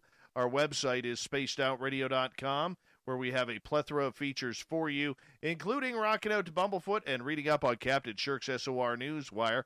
Follow us on Twitter at Spaced Out Radio and on Instagram at Spaced Out Radio Show. We continue our moon conversation tonight with Constance Victoria Briggs. We are learning all about this. The moon being a spaceship. Oh, we're getting into that one next. We have to. Absolutely have to. Her website, ConstanceVictoriaBriggs.com. Welcome back. Thank you. I just wanted to sort of, before we get into the spaceship moon theory, I just wanted to talk about whether or not extraterrestrials, you had asked me if they were warned off, if they warned us off the moon. There is a story out there that asks the question if the moon is a foreign country. And so the idea is that there are extraterrestrials living on the moon, have been all along, and that the moon is really not our moon, but it is more of a planetoid where beings exist, more like a foreign country, all to its own. And for that reason, we may have been warned off the moon because there have always been there, and that these same extraterrestrials maybe have been watching our movement to see how far we get, and finally we reach there. So that's the idea, that the moon is really owned by someone else. Non-human. Non-human. Or humanoid, perhaps, because the contactees, and also a man by the name of Ingo Swann. I don't know if you've ever heard of him. I can tell you about him later. But all of these people saw humanoids on the moon. So who knows? Okay. Are they connected? Are they connected to the spaceship moon theory? Have you heard of the spaceship moon theory? No, I need you to fill me in on this.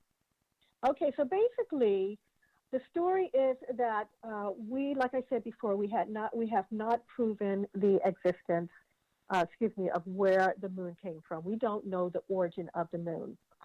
And so I'm going to lead into the spaceship moon theory by reading you a couple of my favorite quotes that kind of drives my point home, that we don't know what it is. So, American science writer and biochemist Isaac Asimov once asked this question: what in blazes is our moon doing way out there?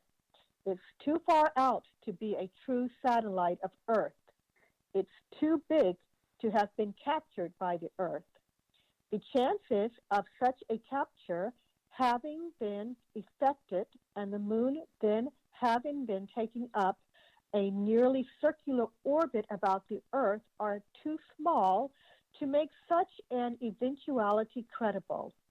But then, if the moon is neither a true satellite of the Earth nor a captured one, what is it? What is it? So, scientists have not been able to answer that yet. They're working on it. Also, planetary scientist William Hartman states in his book, titled Origin of the Moon, he says, neither the Apollo astronauts, the lunar vehicles, nor all the king's horses and all the king's men could assemble enough data to explain the circumstances of the moon's birth. So there is one theory that is my favorite theory. We don't know, of course, if it's true, but it's very interesting, and it's called the spaceship moon theory. This theory was put forward in the 1970s by two Russian scientists.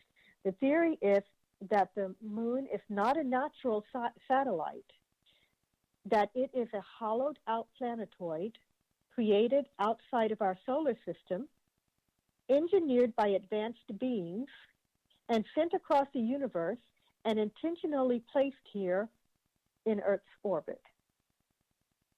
The two people who put forward this initially were two government Russian scientists named Alexander Shorbakov and Michael Vassin. This article of theirs was published in Sputnik magazine, and it held their conclusions about the moon. They believed that it was created, as I said, thousands of years ago and brought to Earth. They based their research on NASA's findings. NASA had found that the moon was possibly hollow. They looked at that. They looked at the fact that the moon is only 2.5 miles thick, which they looked at the fact that the meteors, when they hit the moon, no matter how big they are, they never go any deeper than the 2.5 miles. So that, they were saying, explains that perhaps it's too hard, or it's made of something too tough, or maybe even metal under all of that, moon dust, or there's something that's preventing those meteorites from, going any deeper. That was their thought. They also looked at the moon dust, which primarily consisted of chromium, titanium, and zirconium. They had said that if a material had to be devised to protect a giant artificial satellite from the effects of temperature, radiation, and meteor bombardment, that the experts probably would have used these elements, as they are very tough. So they concluded that the moon is a spaceship. They believed it had engines inside, but on the outside it was coated with this moon-looking substance to make it look natural. One other thing that's very interesting, in my opinion, is the quote that they gave. They said, "It is more likely that what we have here is a very ancient spaceship, the interior of which was filled with fuel for the engines, materials, and appliances for repair work, navigation instruments, observation equipment, and all manner of machinery. In other words, everything necessary to enable it to serve as a Noah's Ark of intelligence, perhaps even as a home of a whole civilization, looking towards long voyage, perhaps thousands of millions of years in existence, and long wanderings through space." So they believe that the moon was sent here from another place and put into Earth's orbit. And then there are more theories as to why ETs would have put this around Earth's orbit, which I can get into. Yeah, keep going. I'm absolutely fascinated by this. So the idea is twofold. These guys are saying that the ETs were living inside, and they came, and that they've been here the whole time. But the other is that the extraterrestrials, and the Russians didn't say this is just a theory, that extraterrestrials placed the moon here to help planet Earth, to stabilize. They saw perhaps potential in the Earth being able to develop, to have a life, more, a lot of growth. And so they wanted to help this planet to thrive. And they put the moon in our solar system for that reason, because, as we know, the moon stabilizes the Earth on the axis, and without it, we wouldn't have, the seasons, and the tides would be, crazy. And so that's a theory as to why ETs would put it here. But interestingly enough, there is an ancient tale that came from the African Zulu people. And this tale talks about the moon. This old tale, it talks about the moon being hollowed out and a home to a race of beings called the Hitari. Their ancient tale states that the moon was brought into our solar system and placed close to Earth ages ago.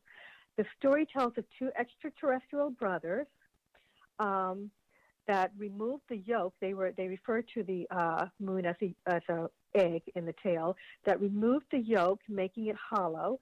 Then they proceeded to move the moon across the heavens near the Earth, which caused chaos throughout the planet.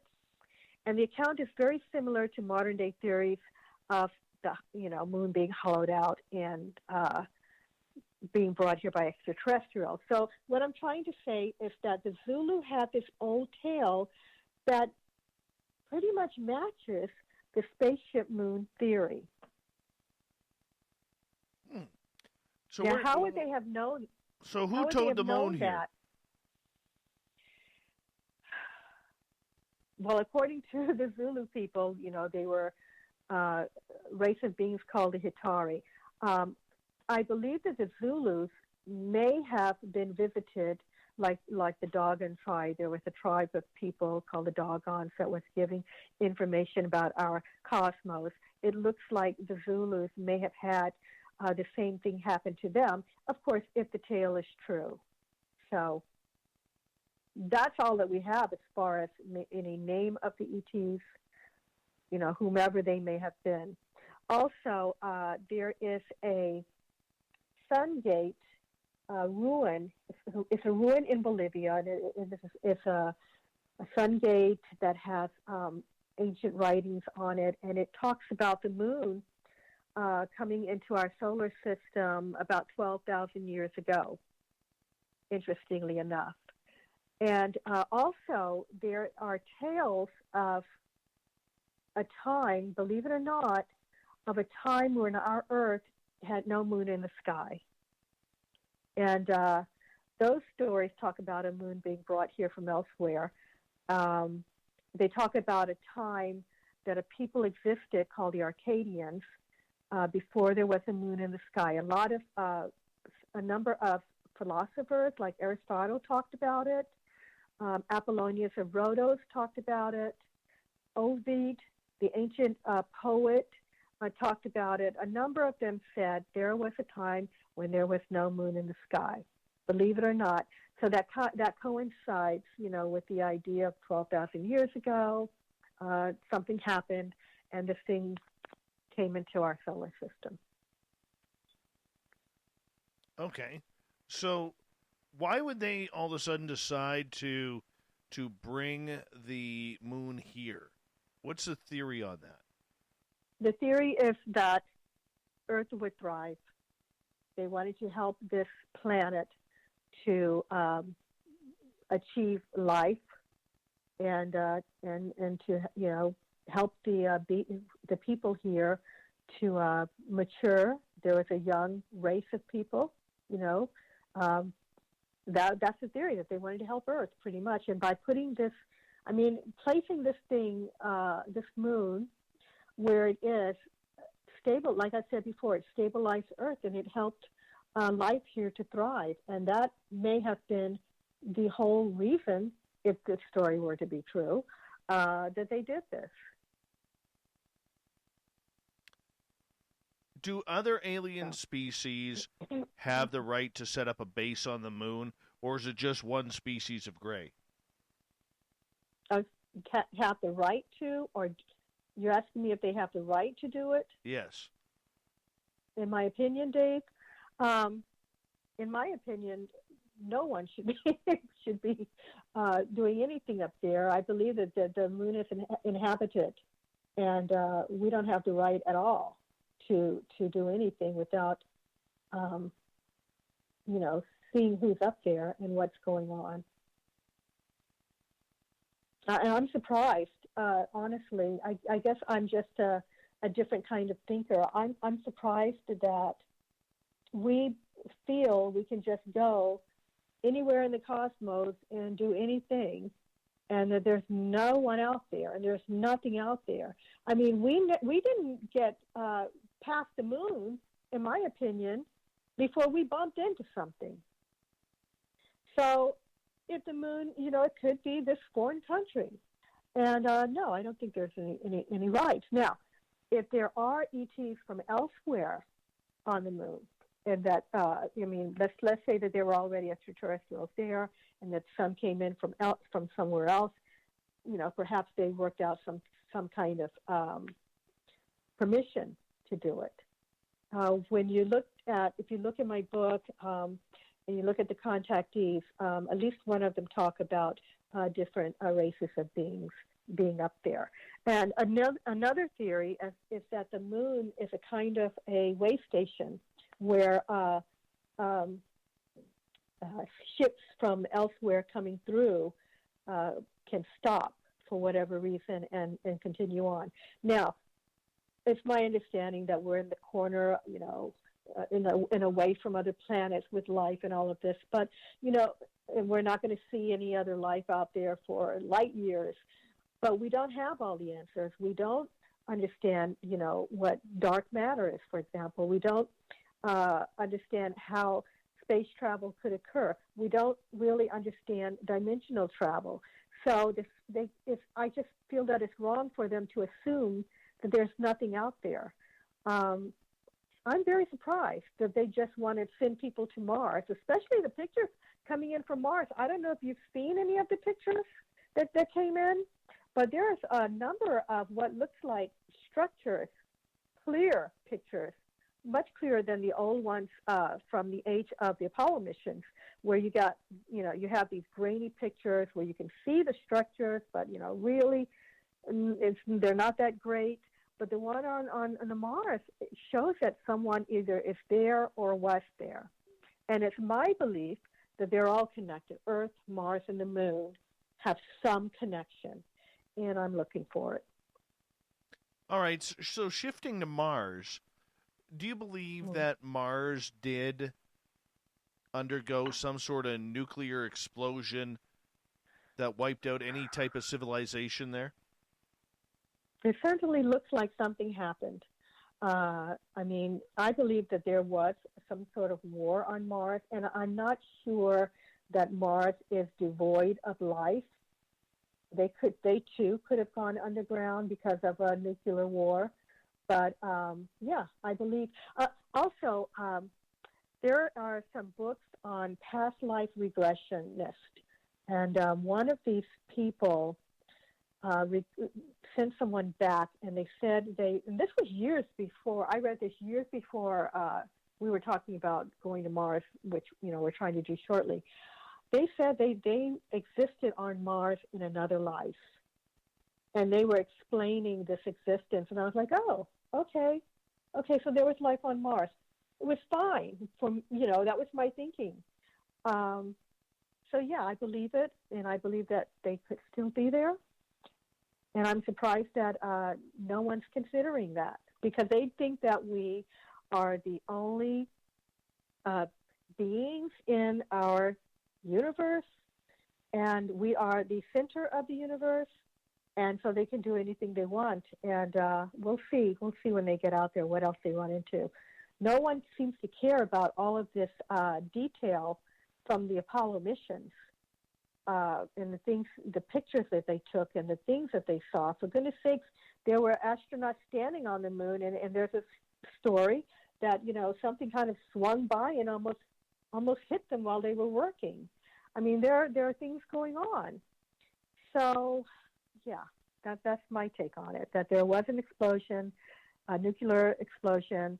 There was a war. There was also possibly a war on the moon, because they do have fragmented ruins there that look like they were objects that had been man-made. And I think they're all connected, Mars, the moon, and the Earth. Okay, so a lot of those photographs that appear on Mars have some very interesting shapes on them. Some look like creatures, some look like bugs. There's the famous photo of what looks to be a human lady sitting with her leg up on a rock and her arm on resting on her knee. There's a lot of interesting photos there, but the majority, I believe, is under some sort of pareidolia, that our eyes are trained to see what we want them to see, and to try and, understand shapes of formations as recognition that we've already memorized. So do you think this is a lot of what's going on Mars, or do you think that we actually have caught any potential life? I do think we have caught some, and I think it's a mix of both. I mean, I've seen pictures on Mars that I kind of thought, no, that's a rock. I don't think there's anything there.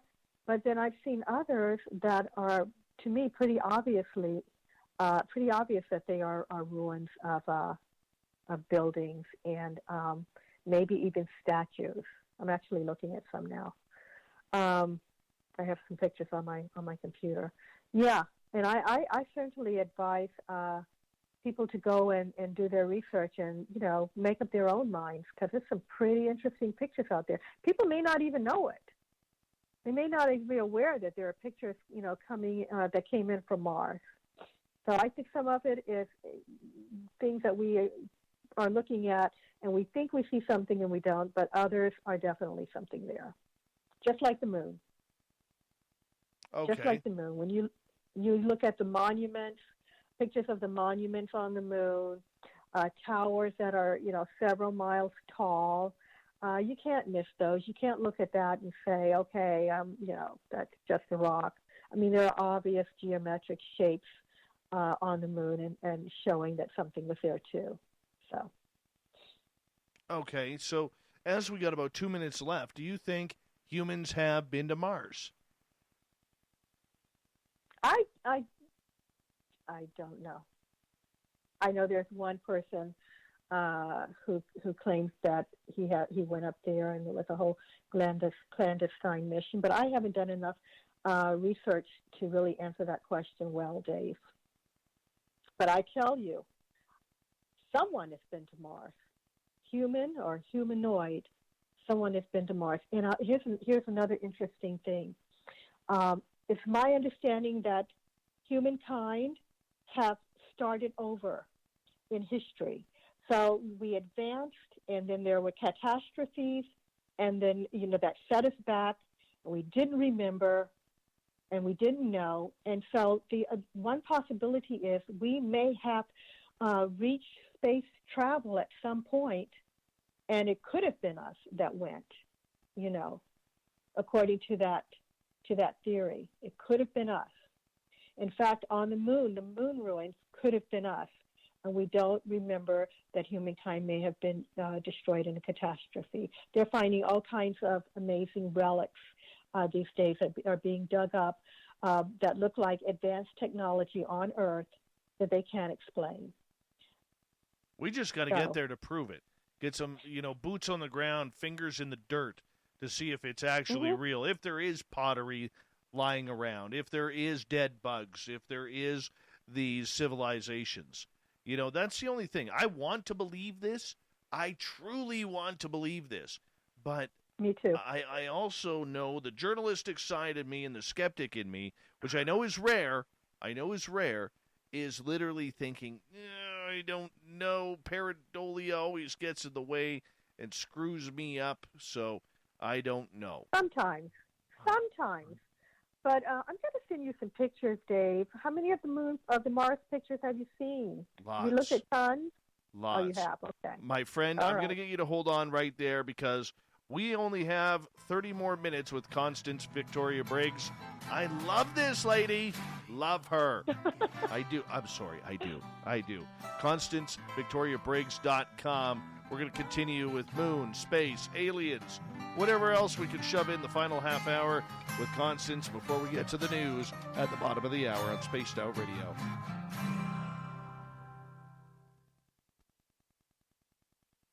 All right, I'm just going to run my dogs out again, and I'll be right back, okay? Okay, tell me if are you getting thumbs downs or thumbs ups? Oh, thumbs ups. There's 90 of them. Okay. Yes. You can go check. YouTube.com/Spaced Out Radio. Yeah, go in there and check. Okay. I'll be right back. All right. Stay in touch with everything SOR. The Space Travelers Club is just $5 a month at spacedoutradio.com.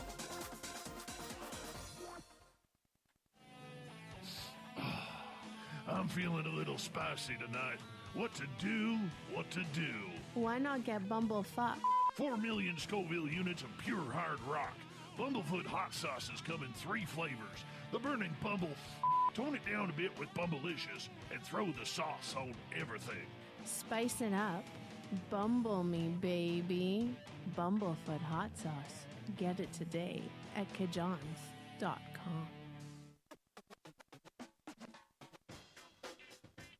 The SOR Vault is open for business, and we have some cool swag for you to pick up. All you have to do is head over to our website and click on the SOR Vault. You have a variety of cool logos to choose from, and put them on anything you want. T-shirts, hoodies, hats, coffee mugs, you name it, we can get it to you. So do your shopping by supporting the store you love. Get your Spaced Out Radio swag at the SOR Vault today.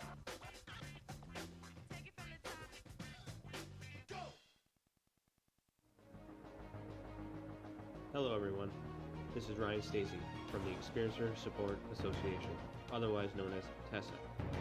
We're glad to team up with Spaced Out Radio to help investigate your experiences on the SOR Sightline Report. Together, we'll investigate the strange sightings and occurrences you've had. We're looking for answers just like you. So fill out a Sightlines report on the Spaced Out Radio website and let's figure out what's going on together.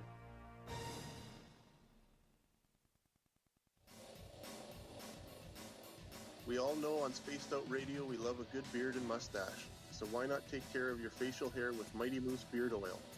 Made in Canada, we're taking care of beards and stashes around the world. We use 100% natural ingredients with our oils and balms to make your whiskers feel silky smooth. Use promo code SOR2019 at MightyMooseBeard.com today.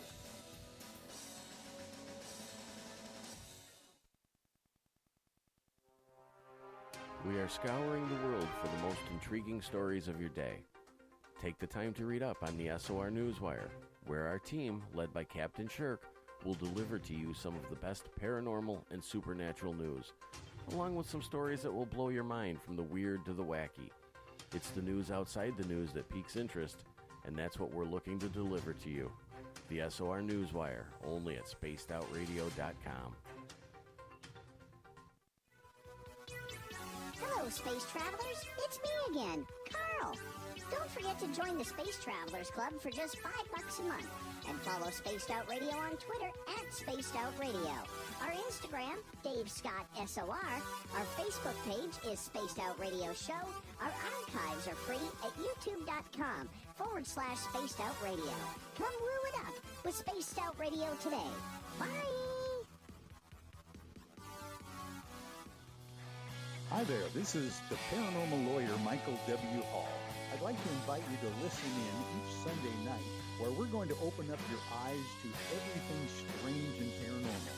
I will be hosting some great guests with topics that affect us all, such as UFOs, ghosts, and everything paranormal.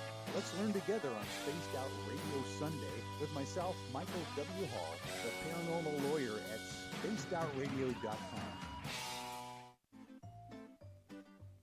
Looking for creative ways to get your company out in the public? How about advertising on Spaced Out Radio? Our sales department is waiting to hear from you, and we can work around any budget. From commercial spots to banners to special promotions, there are many opportunities to get your name and product out to our SOR listeners. For a price guide and more information, please contact us at sales@spacedoutradio.com. The party is always on at the Moose Vancouver. The Moose All right, Vancouver. I am back.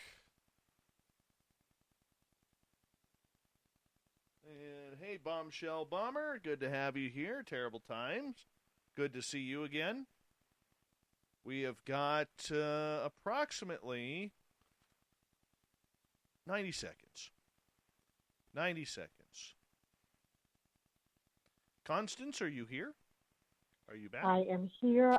I'm here. I'm looking for it. You told me to go on and look, and I don't see any.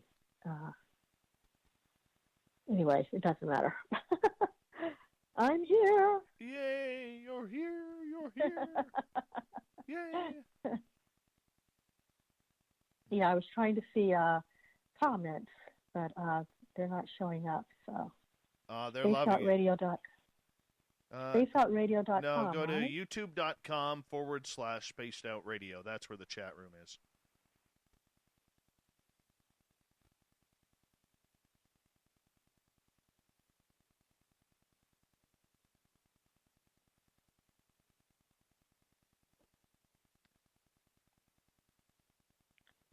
Okay. We got 35 seconds. How are the dogs? Happy. Drained. What's a real piss off is sometimes they'll go chasing deer, and then I panic. You know. No kidding, really? Oh, my goodness. I bet it's gorgeous up there. It is. It's very nice. Very nice. We got 10 seconds. 10 seconds. Hold on, my friend.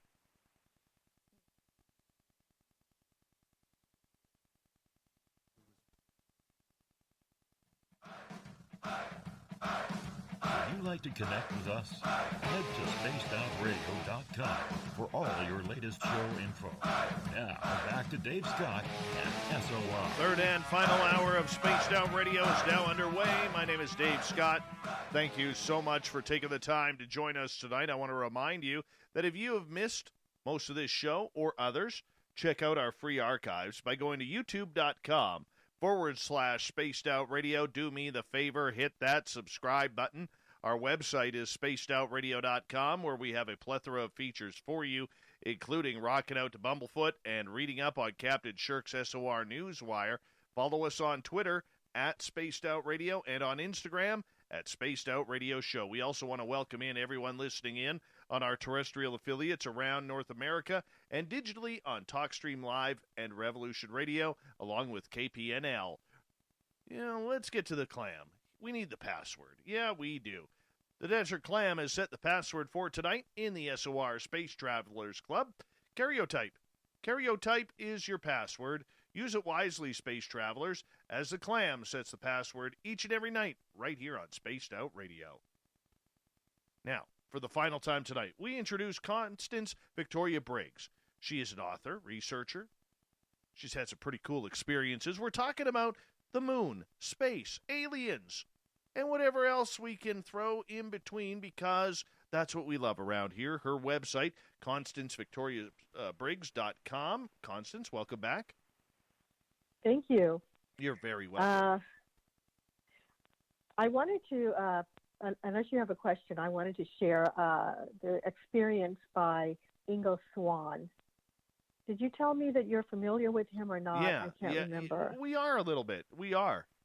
But you can get into it. Absolutely.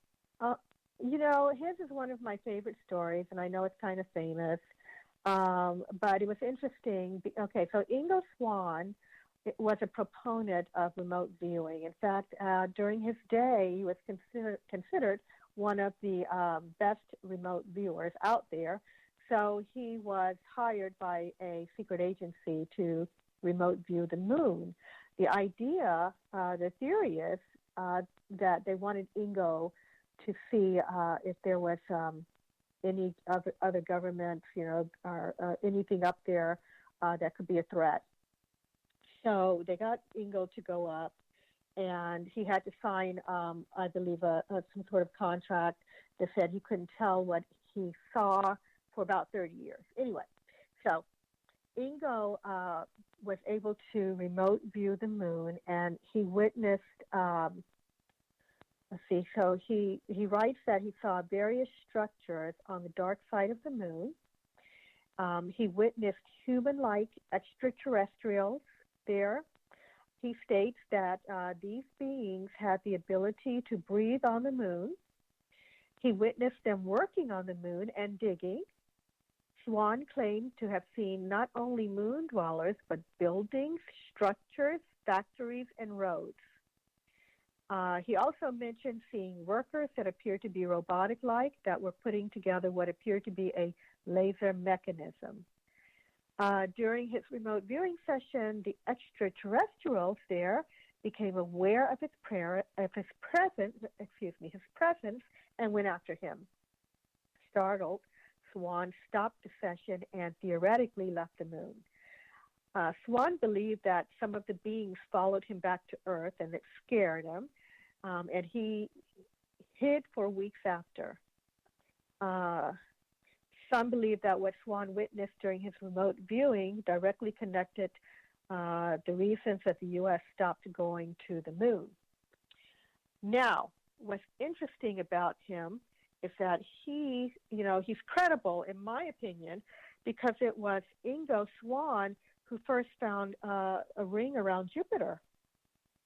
When before our scientists knew, he remote viewed Jupiter and discovered it. So if he got that right, I think maybe he got the moon stuff right too.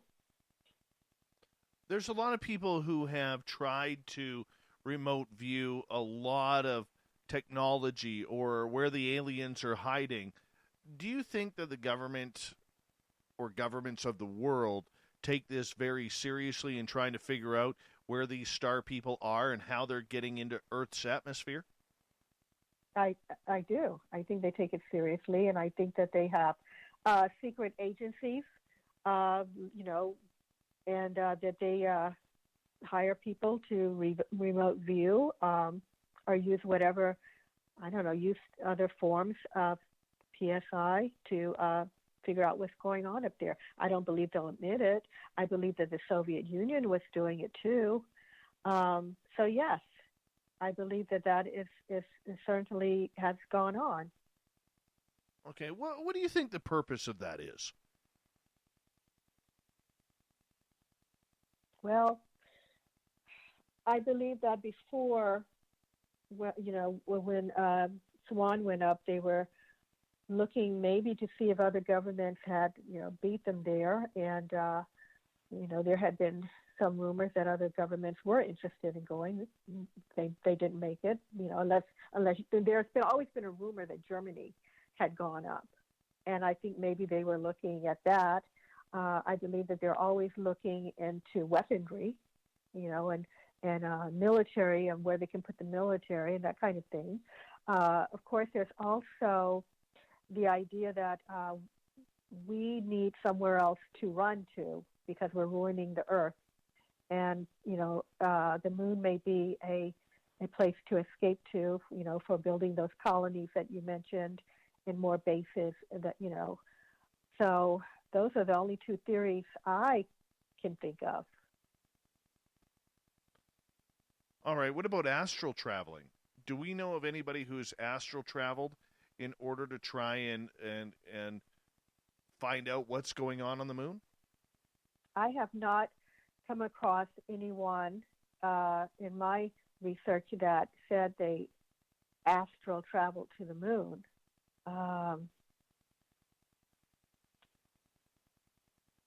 That I can remember, actually. So I would like to. It would be cool. I would like to try to get up there. Yeah. But no, I off the top of my head, I can't remember anyone that went up that way. That would be great, though. I know there are people on the internet that say that they have astral travel to the moon. I don't know how true it is, but it's pretty interesting to read. I did not put them in my book, but yeah, there's people out there who say they have. I like the experiences of the contactees. There was a gentleman named Howard Minger. He was an extraterrestrial contactee that claims to have traveled to the moon in a ship. He took pictures of the moon through the window of the ship. He saw structures on the moon. And he wrote, there's a book out there, with his work in it. So if anybody's interested in, if you believe that people can make extraterrestrial friends and travel, then they are out there. I've got them in the Moon book. But, he's also got a book. His name is Howard Minger, and he wrote from outer space. So he saw, let's see, Minger and the other guests were taken to various buildings, which were domed.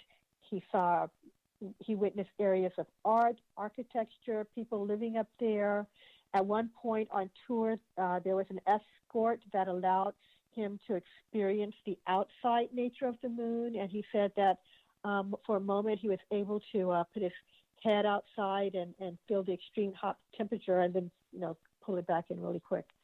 He recalled thinking that no one would be able to live on the surface of the moon. For for long, of course, we know that. So, it's interesting reading. I believe, these people went up and they have written about what they've seen. A lot of these contactees that I have in the book saw some of the same things. So, do you think that there's already development around us that we could eventually use, or that we've been in contact with aliens to talk about using what they've developed? Oh, Dave, I don't understand that question. Well, like structures, buildings, maybe jump rooms, stargates. Do I think they're around us? On the structures. I don't. Okay, so here on Earth? No, on the moon, on Mars, Venus, you name it. I do believe that there are structures, and I do believe that there are stargates. And I do believe that we can travel dimensionally through stargates. I also believe that they're here. I believe that there are openings that we can go through, if this is what you're asking me. I believe that, that's a way of transportation. And I believe that there is some work, secret work by the government who have heard about this. I hear, for example, here on Earth that there's a Stargate in Iraq, and there's an opening. And I believe that there could be on Mars. There was something in one of the Apollo pictures that people said looked like a Stargate, and it is a huge round circle, and it is glowing with like this blue halo around it. And we don't know nobody knows what that is. And a researcher, you may have heard of him, named Michael Salla, yes. Salla. He talked about it, and he said he thinks that is a Stargate. And okay. That's the closest I have on that, Dave. Sorry. Howard wants to know in the chat room if there's a Stargate on Uranus. I don't know anything about Uranus. I'm sorry. All right. Could be. Do you believe? I think there are Stargates all over the place, though. Okay. All over the cosmos. So with these Stargates, then, do you believe that we have, as humans, the ability to time travel? Wow. That's a good question. I believe that we can time travel and go back and forth, and I'll tell you why. There have been stories of people that have showed up on Earth that said that they were from the future. There are others that said that they were from the past. There are also some strange photographs out there that have been authenticated, and it shows, for example, a person holding what looks like a cell phone from, I don't know, the 1930s or 40s or something like that. But there have been people who have come in, and they seem to have stumbled in, some of them, and found themselves in a different time and in a different place. There's a number of people. There's a number of people out there who do believe that they have traveled time. Yes. Andrew Bashago, people like that. And also interdimensionally. I am looking into interdimensional travel in my research, and it is very, very, very exciting. So, stay tuned. Okay. Do you believe, then, there's a couple of people out there, namely a guy named Randy Kramer. There's a guy who takes a lot of heat named Corey Good, who believe that they have used these jump rooms in order to get to Mars, get to the moon, get to Venus, or all these other places. To me, it sounds a little too sci-fi. There's a lot of holes in their stories. They can't name names, so on and so forth. Do you think that we have that technology here? I know I'm familiar with Randy Kramer's story. It's very compelling, but I'm just not sure. And I don't like to doubt people because I've seen a lot of weird stuff in my life. But you know what? We might. It makes you wonder. if that It technology really is does. there. I mean, his story is amazing. So you think that nobody could really make all of that up, could they? I think it's very possible. I know I've met Randy personally. I've interviewed him a couple of times, and I like Randy, but I think there are times where I think a lot what happens is when these people like that go public. I believe that a lot of times what happens is, in order to keep their name out there, that sometimes they forego the truth a little bit and exaggerate what is truly, or what their experience truly is, if that makes sense. Yeah, I have to agree with you. That's why I don't want to. I've got Randy Kramer in my book. It's just a little bit on him. But I don't want to say that it wasn't real. But, it does seem a little exaggerated to me, too. So, yeah, I'm a little doubtful. Now, getting back to the question, how much, technology do we really have? How much do we really know? And how much, is being kept from the public?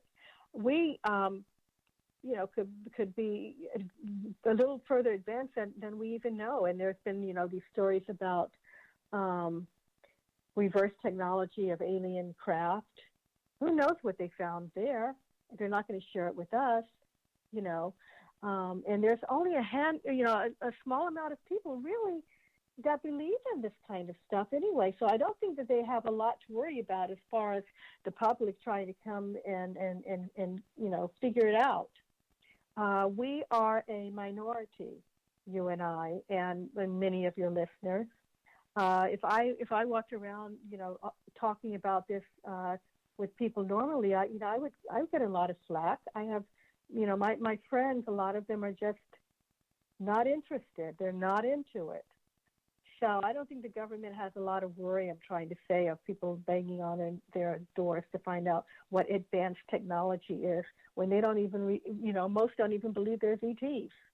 So who knows what we have? Considering we've talked a lot about extraterrestrials tonight, do you believe, with what you have learned, what you have studied, maybe even in your own communication, that we are ever closer to getting some sort of disclosure? I mean, we seem to be talking about this subject a lot more these days. I think that we are on the cusp of a disclosure. I think that we have been prepared we are being prepared for a long time by extraterrestrials who have influence over social media, what's going on. They have influence over what we see. I believe things like, just shows like Star Trek, for example. I think, as I mentioned before, you and I were talking about Gene Roddenberry, the creator of Star Trek. I don't believe that was any coincidence. Gene sat in on channeling sessions by a woman said to be in contact with extraterrestrials, and he learned from her that there are ships out there that we cannot see, that have members of different alien communities or alien races working together in an effort to help Earth. And I believe that they, Gene, when he created, for example, Star Trek, I believe that was a kind of preparation for us, not just Star Trek. I'm talking about all of the images that we have of extraterrestrials, all of the stories, all of the ideas. I think that we have been prepared a little at a time. And I think now more people than ever are ready, but you know what? Not everyone. So we still have that work to do. So, but I do think disclosure is coming. I think it's a little ways off, but I do think it is coming, and it's slow. And I think part of the things that you and I, for example, need to do is spread the word. Help get the word out there. I meet people like my relatives. I was home. I'm from Washington. Alexandria, Virginia, which is part of the Washington metropolitan area. When I go home and talk to my cousins, they heard about my Moon Mysteries book. They didn't they didn't have a lot of information on anything that we're talking about. They didn't know. And I think that the more we can inform people, the closer we will be to disclosure, because it's going to be hard for people to accept this, and we don't want to have people in shock or people turning crazy or violent or whatever they might be. So we need to keep that the word out there, and I do think disclosure is near, though.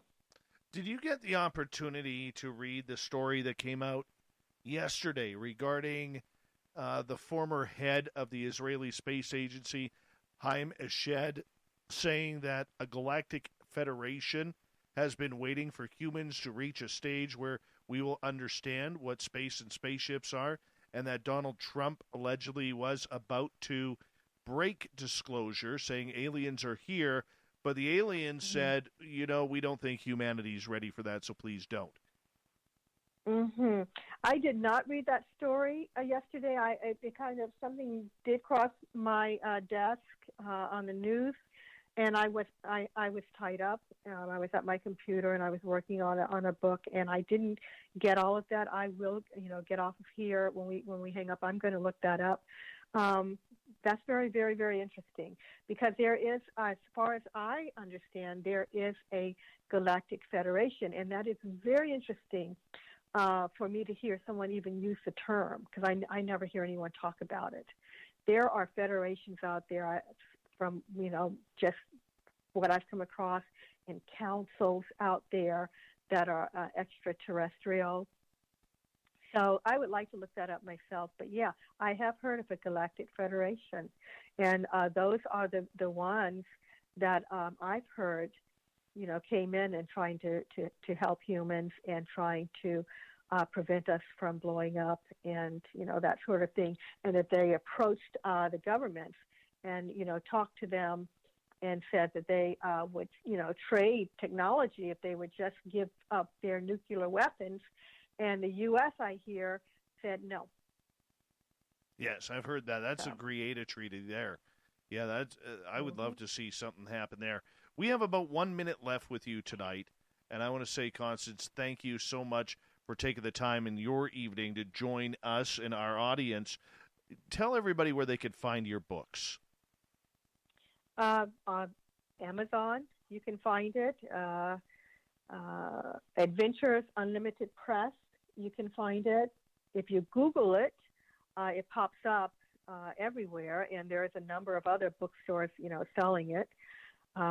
Amazon, I understand, had run out, but they're now fulfilled again, so shouldn't be hard. You can find me on ConstanceVictoriaBriggs.com. I also have a Facebook page, Constance Victoria Briggs, a Facebook page called Moon Mysteries, where I'm posting moon mysteries over there all the time, and current moon information. So, yeah, I'm also on Twitter. Awesome. Under Constance Victoria Briggs. Awesome. Constance, thank you so much for coming on Spaced Out Radio. We really do appreciate you taking the time for us, and thank you for sharing your story and your research with us. Thank you for having me. It's been great. I loved it. It flew on by. Hold on 1 second while we go to commercial here. Coming up next on Spaced Out Radio, we're going to join Shane and the shift out of Vancouver, go straight across Canada. We're also going to get to the news wire, the thought of the day, and much more on Spaced Out Radio right after this.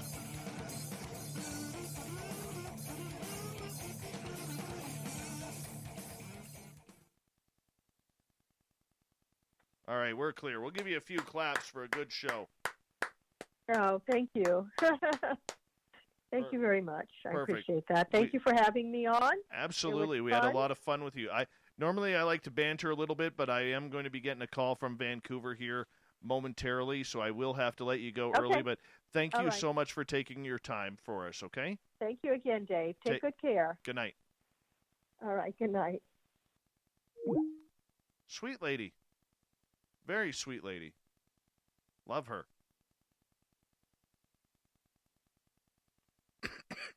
Excuse me.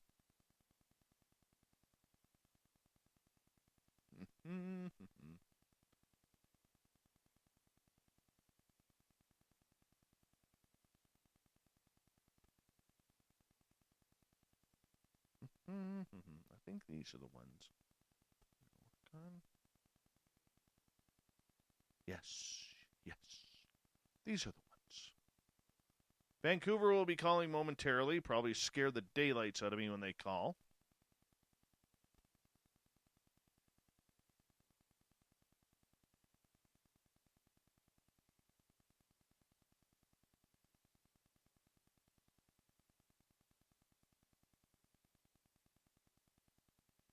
Hiya, Gil. That was some good woo in there, guys. High quality woo in there. You can thank Corrence, the booking guy, for getting that woo to us.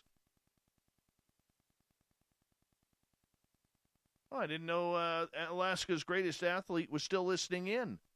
Look at that, chiming in with a late comment right there.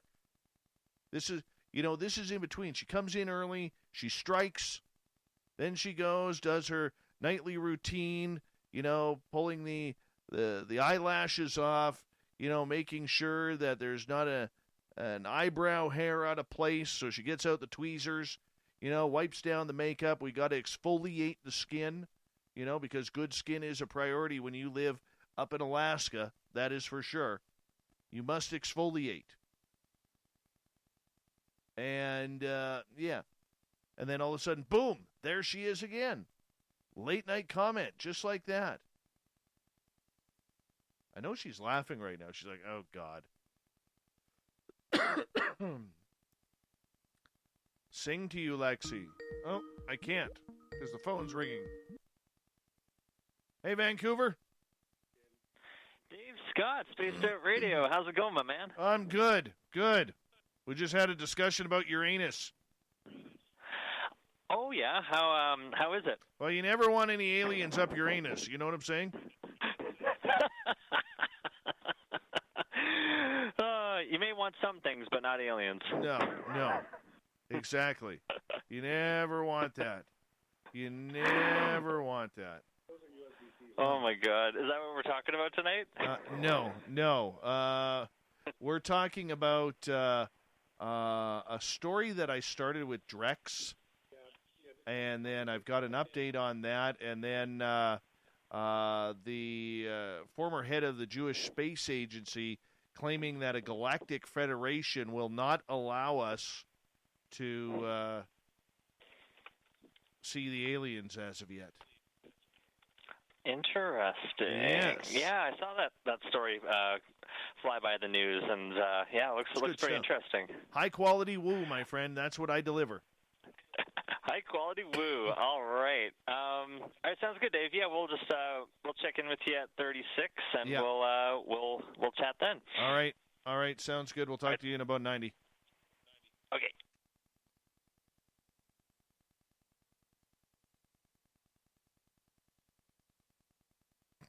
By the way, I do need a lozenge. Thank you, Gil. I have a lozenge right here. A fisherman's friend, to be exact.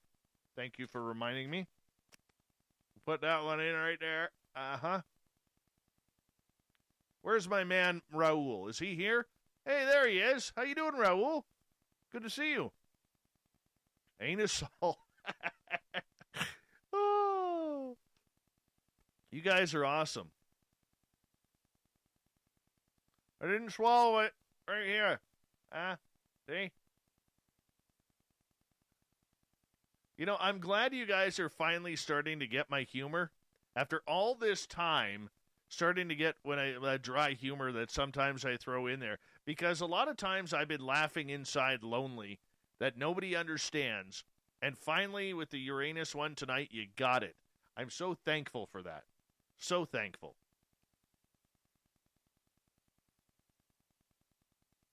Everybody does, Lexi. Everybody does. $20 a shot.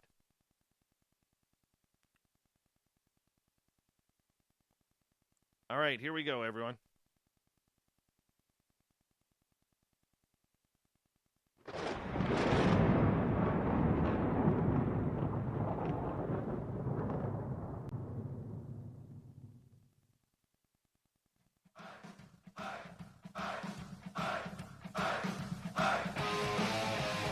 Lightning round at third. We're heading for home tonight on Spaced Out Radio. My name is Dave Scott. Thank you so much for joining us. Really do appreciate the time. I want to remind you that if you've missed most of this show or others, check out our free archives by going to youtube.com/Spaced Out Radio. Do me the favor, hit that subscribe button. Our website is spacedoutradio.com, where we have a plethora of features for you, including rocking out to Bumblefoot and reading up on Captain Shirk's SOR Newswire. Follow us on Twitter at Spaced Out Radio and on Instagram at Spaced Out Radio Show. We're about to join the shift with Shane here, going right across Canada. See if he's here. Mm-hmm. Is he hiding? Where is he? No, we were listening. We were giving you a free chance to do your promo thing. Oh, I appreciate that. That's a radio voice. That's bought and paid for, my friend. Bought and paid for. Yeah. Dave Scott, thank you for spending some time with us here on the shift. I appreciate it. And thanks for including us in your show, too. And spacedoutradio.com is where you can listen to it. Actually, it's so easy, too. If you just go to spacedoutradio.com, it's right there on the front page. You just click on Dave's face. And if you really want to have some fun, by the way, navigate through the website, and you can see the different seasons of Dave's beard. This is true. I am in heightened winter season right now. I am almost in full form. If you're in the full beard. I got asked if I was influenced by Karl Marx earlier, by Charles Adler. And I'm decided that less influenced by Karl Marx, but I'm definitely starting to look like Karl Marx. As his big bushy beard, white beard that it is, with a dark mustache wrapped in it, seems to become, that's my face these days. Such as COVID beard, I suppose. That's why you got to get some beard oil, some high-quality beard oil. And my buddy Gary out in Chilliwack makes it. I don't know if I should give him a plug or not, because that might be a little weird, but my buddy Gary makes it. Legal? Yeah, totally. It's called MightyMooseBeard.com. MightyMooseBeard.com. There we go. I'll just say it. Right out there. There's I do. I have my favorite beard oil too. I use a beard balm. Nice. I also like that. These are the things that we do. Well, aliens and Bigfoot do care about a high quality beard. They really do. That's true. Well, especially the Bigfoot. When it comes to personal grooming. Where are we going to go tonight here? I like the alien conversation, and that one always gets me. Not the aliens so much as the UFOs. I like talking about the UFOs, Dave Scott. What do you got in your little tickle trunk for us? Well, I have a couple of stories for us. Now, this story started way, way back when I started doing this segment with your predecessor, Drex. And you and I have talked about it a little bit in regards to, Canada's role in ufology, the UFOs, as you like to call them.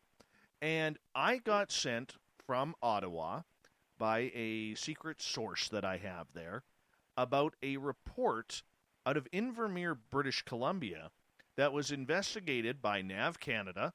It was also investigated by the RCMP. Now, a couple of years ago, I forewarned people, if you see a UFO, do not report it to the RCMP. Look, there's a lot of great police officers out there, but under the protocol when it comes to UFOs, and you may not take this seriously, your listeners may not take this seriously. I know mine do, okay? But here's what happens. When you report a UFO to the RCMP, they take down your information, and then that information gets submitted with the report to NORAD in Colorado, which means that the United States military and the United States government now gets a hold of your personal information. To me, that's not very comfortable. Not comfortable at all. Well, you would think. I mean, okay, I get the NORAD connection, because that would be the North American Protection Network, really. Yes. Concerning, though, that would be, the first place, I suppose, that it goes. Is interception really something that they would do? I mean, it seems to me, not to be dismissive, David, I don't mean to be dismissive, but it seems to me that by the time you get a couple of jets in the air, it seems like an expensive endeavor to not find much. Well, I mean, it all depends. So how this whole started was I was in a conversation with a member of our local RCMP detachment here, And I just, me out of the blue, I'm the weirdo in town, so I don't mind asking these tough, pertinent questions. I said, hey, what's the RCMP protocol for UFOs? But imagine my amazement when this officer turned to me and said, in the air or on the ground. I expected to be laughed at. But no, he says, in the air or on the ground. So I said, well, let's start off in the air. He goes, okay, protocol is this. You phone into the RCMP detachment or 911, call in a UFO. That file immediately goes to the staff sergeant on duty, who immediately has to drop everything that he's doing to file it to Ottawa. Ottawa, HQ, then sends the report to NORAD, who tries, if possible, to send the 2 closest CF-18 Hornets to try and intercept the craft. Okay, so what if it's on the ground? He goes, I'm not sure. He goes, however, I do believe if it was the same protocol and there was no military base around, that they would have us cordon off the area where the craft is landed and then wait there until the military could take over. But you see, there was a purpose to all of this. And that purpose was, Shane, I have a lot of Canadian experiencers who listen to this show. And they've had what I like to call a lot of American experiences. Okay? What they call MILABs. What they call MK Ultra, which is mind-altering games. Visits from alphabet agencies like the CIA or the FBI or Men in Black. And Canada really doesn't have the money or the technology for that. So that's why I asked the question. And then it all came to senses when I found out, and now confirmed by a source in Ottawa, that your personal information, when you submit a UFO report to the Royal Canadian Mounted Police, automatically goes to NORAD, which means, like I said again, the U.S. government gets a hold of your personal information on that report. Now, I don't want to distract away from it, but the biggest thing that I left with in that is I'm more surprised that Canada has 2 CF-18 Hornets ready to go anywhere. It's true. That's the hardest thing I have to believe in it. The rest of it, I believe you. But I get that. Cool. Okay, well, that's interesting news. What about when we talk about, the existence of that? Because what you're alluding at the fact that NORAD, a la RCMP, because if the local officer is talking about structure around it, that means that there's a protocol there, and that means that everybody generally accepts it to be true. There is a protocol happening.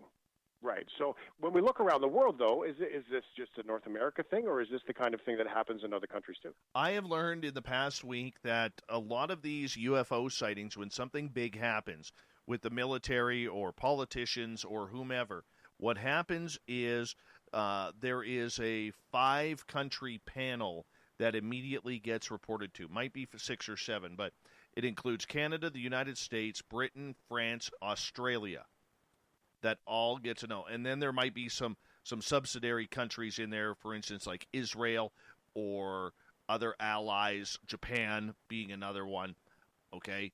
I'm not sure about Russia, China, but apparently that the minute something happens, the other 5 countries, so if something happens in Canada, the other countries immediately get a report on what was filed as well for their own deciphering in this topic and in this phenomena.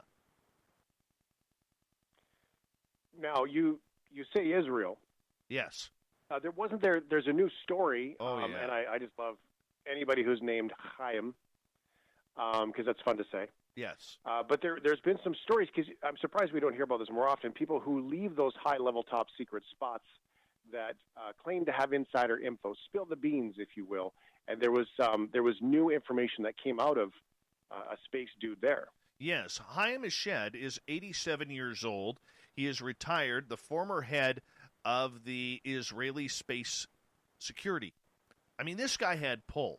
So he comes out and drops this bombshell saying that unidentified flying objects have asked not to publish that they are here because humanity is not ready. And this story has erupted around the world. And basically what he is saying is aliens are here. They've been here a long time. They're equally curious about humanity and trying to seek and understand the fabric of the universe. However, they are guarded by this galactic federation that is sitting somewhere in the sky right now watching over planet Earth. And they do not believe that humanity has developed and reached a stage where we will understand in general what space and spaceships are, therefore being detrimental to the population. He also adds that President Donald Trump is aware of extraterrestrials' existence and had been on the verge of revealing this information, but was asked to by this galactic federation of aliens in order to prevent mass hysteria on this planet. Like, this is crazy stuff. You know, this is the kind of stuff that people wear a lot of tinfoil for. And this is stuff that people in my venue have been made fun of for decades. And now you have this gentleman who has a pretty high position who is now saying this. Now, we don't know his health status. We don't know his sanity. We don't know if he has a mental disease like Alzheimer's kicking in or something along those lines. We don't know. But what we do know is what he said and what he has been quoted on. And he is basically saying, although we have yet to find signs of extraterrestrial life, NASA is exploring the solar system and beyond to help us answer these fundamental questions, whether or not we are alone in the universe. It's very interesting because there's not a lot of people commenting on this. Susan Goff, who happens to be the pit bull of all PR people at the Pentagon, basically declined to comment on this, nor did the White House or Israeli officials. This is somebody who literally, and I hate to say it this way, has one foot in the grave and maybe holding a guilty conscience on what mankind's future is all about. There's a great fiction book, and I'll just say that part again. It is a fiction book, and it's by Matt Haig, and it's called The Humans. I've shared it here on the show before. And it sort of tells a story very similar to that you speak of, Dave, that there are races of aliens that are there, that are among us, to wait until humans figure it out. And in the storyline of this fiction book, it is about humans figure out something that humans are not ready for. Right. And that's when the aliens have to step in. And which is interesting to think that, you know, even though that is just a fiction book and a storyline about one family, maybe there's some truth behind it. Well, you know, some of the craziest guests that my listeners have heard on this show have all talked about this alleged galactic federation. Some have called it the consortium or whatever you want, but they've always alluded to this galactic federation that's sitting in some spaceship above the Earth. And now, I got to be honest with you. You know, coming from a journalism background, we try and be a little bit skeptical. We try. All right? And God bless me for being honest here. I don't believe everything that my guests say at times. All right? You have to have, you know, a little red pill versus blue pill every now and again. But the point that I'm getting at is for this gentleman to come out and kind of echo the sentiments of all these people who have been ridiculed over the years that maybe we are being visited, maybe even controlled a little bit. We also have to remember that on a planet of 8 billion people, or nearly that, whether we want to believe it or not, half of this planet is very controlled by religious factions. And most of those religious factions believe, from Christianity to Muslim, believe that anything coming from the stars can be evil, from the devil himself, fallen angels. And that's just scary because we don't know how people would react. There's also rumors that if this did happen and the aliens did come, it could literally collapse the entire monetary system and economies would collapse. How do you recover from that? There's a lot of big questions that a lot of people are truly thinking of on how to bring this subject out, and they just don't know how, you know, any of us are going to react. And that's scary about this topic. Well, it's possible that it just started. It does take acknowledgement, although when it comes to the article, and he says, he quotes that Donald Trump would know about it, yeah, they're going to probably have to partner up with somebody who is known to be a little bit more believable. True. And that's not a political statement. That's just a history of what he's willing to say statement. But to look at it the other way, and I apologize for cutting you off, Donald Trump, love him or hate him, is the only president who has taken this many questions publicly from mainstream media regarding UFOs. Other presidents have had the questions, but they've never gone in depth. They've never gone in depth or even tried to acknowledge. They always say, I looked into it, there was nothing there. Look at Obama or Clinton on Jimmy Kimmel. Yep. So yeah, there is something there to it. Yeah, there's something there to it. It's fascinating conversation. As always, Dave Scott, I appreciate your time. I appreciate you sharing your show with us and giving us a little bit of insight on both of these. And not to be forgotten, when it comes to NORAD, they also take care of Santa. Exactly. That's what we love them for. Hey, my friend, we'll talk to you next week. Very good. Spaced Out Radio, Dave Scott. Thank you, sir. All right, let's get to the news, shall we? Let's do this thing. Make Captain Shirk happy.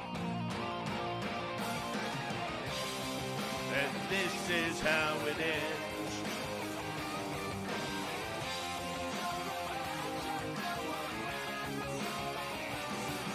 The news is always changing, which is why we bring you the SOR News Wire, the back end of every show, where we get to the weird, the strange, the wacky, and sometimes the mountainous. Well, apparently Mount Everest is going through a growth spurt. Up until now, countries differed on whether to add the snow cap on top for its official height, but the new height has jumped up by 0.86 of a meter up to 29,032 feet. Yes, the mountain is growing. Did we ever think that our beautiful little mountain would get this big? I don't know. Everest stands on the border between China and Nepal, and mountaineers climb it from both sides, as we heard Nelson Dellis just last week talk about how he's almost died on both sides. But the official side is Everest is growing. Very cool. Very, very cool. All right. I don't like this, okay? I wasn't going to do this story, but I don't like this.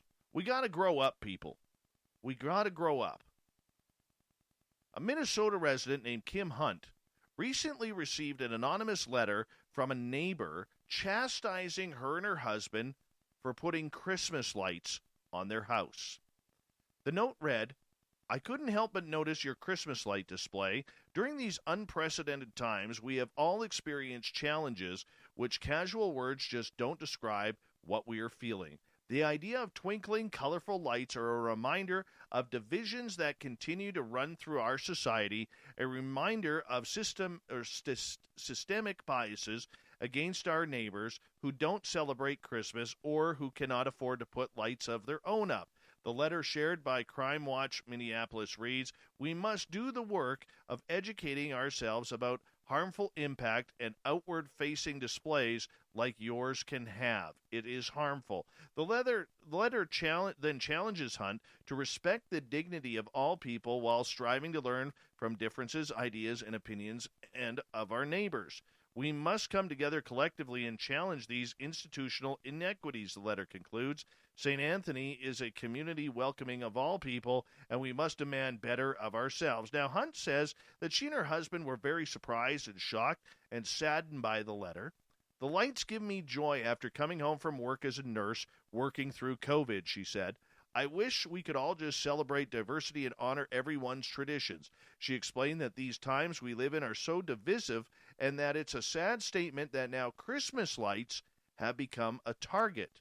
Well, a lot of people are going on Twitter about this, and they're not happy about it. They're not happy about it. No, they are saying, add more lights. Keep it going. Keep the lights on. They are. It's ridiculous. Derek Anderson, NFL player, says, "I saw this coming a long time ago. If I can't have it, nobody can. Or if they have it, we all deserve it. That's not life. How about we just enjoy the beauty of the season? that maybe some people can't afford. There's been times when I can't afford Christmas lights or to put the power on. But you know what? I drove around and I was very thankful that there was something to look at. It made it feel a little bit more like the season it is. Let's get back to normal. Let's start treating people properly and thanking them for making this time of year beautiful.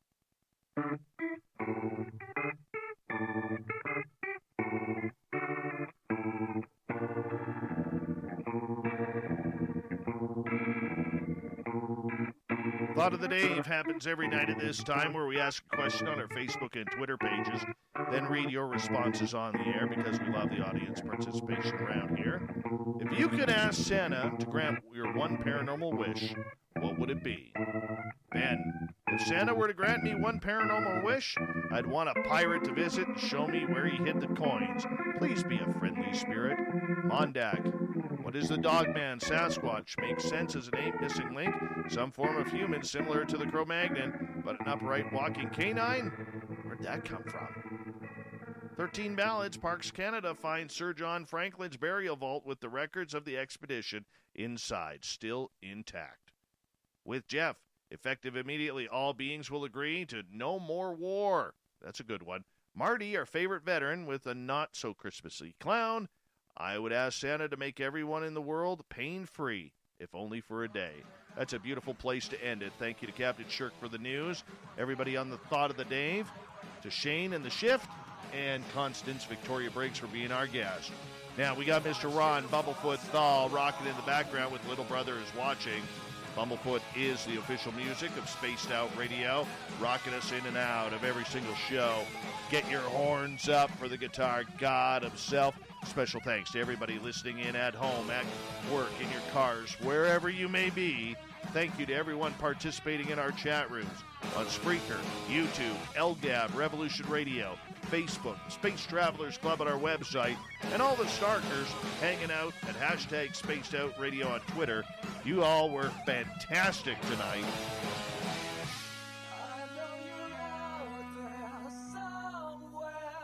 Remember, this show is copyright by Spaced Out Radio and SOR Media Ventures Limited. Thank you so much for choosing to share your evening with us, because together, my friends, we own the night. Mr. Bumblefoot, we need a favor. We need you to take us home.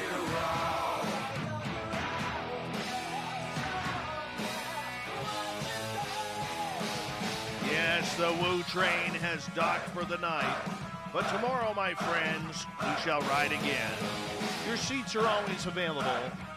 Your tickets never expire. And if you want to bring a friend, guess what? We got room for them too. Good night.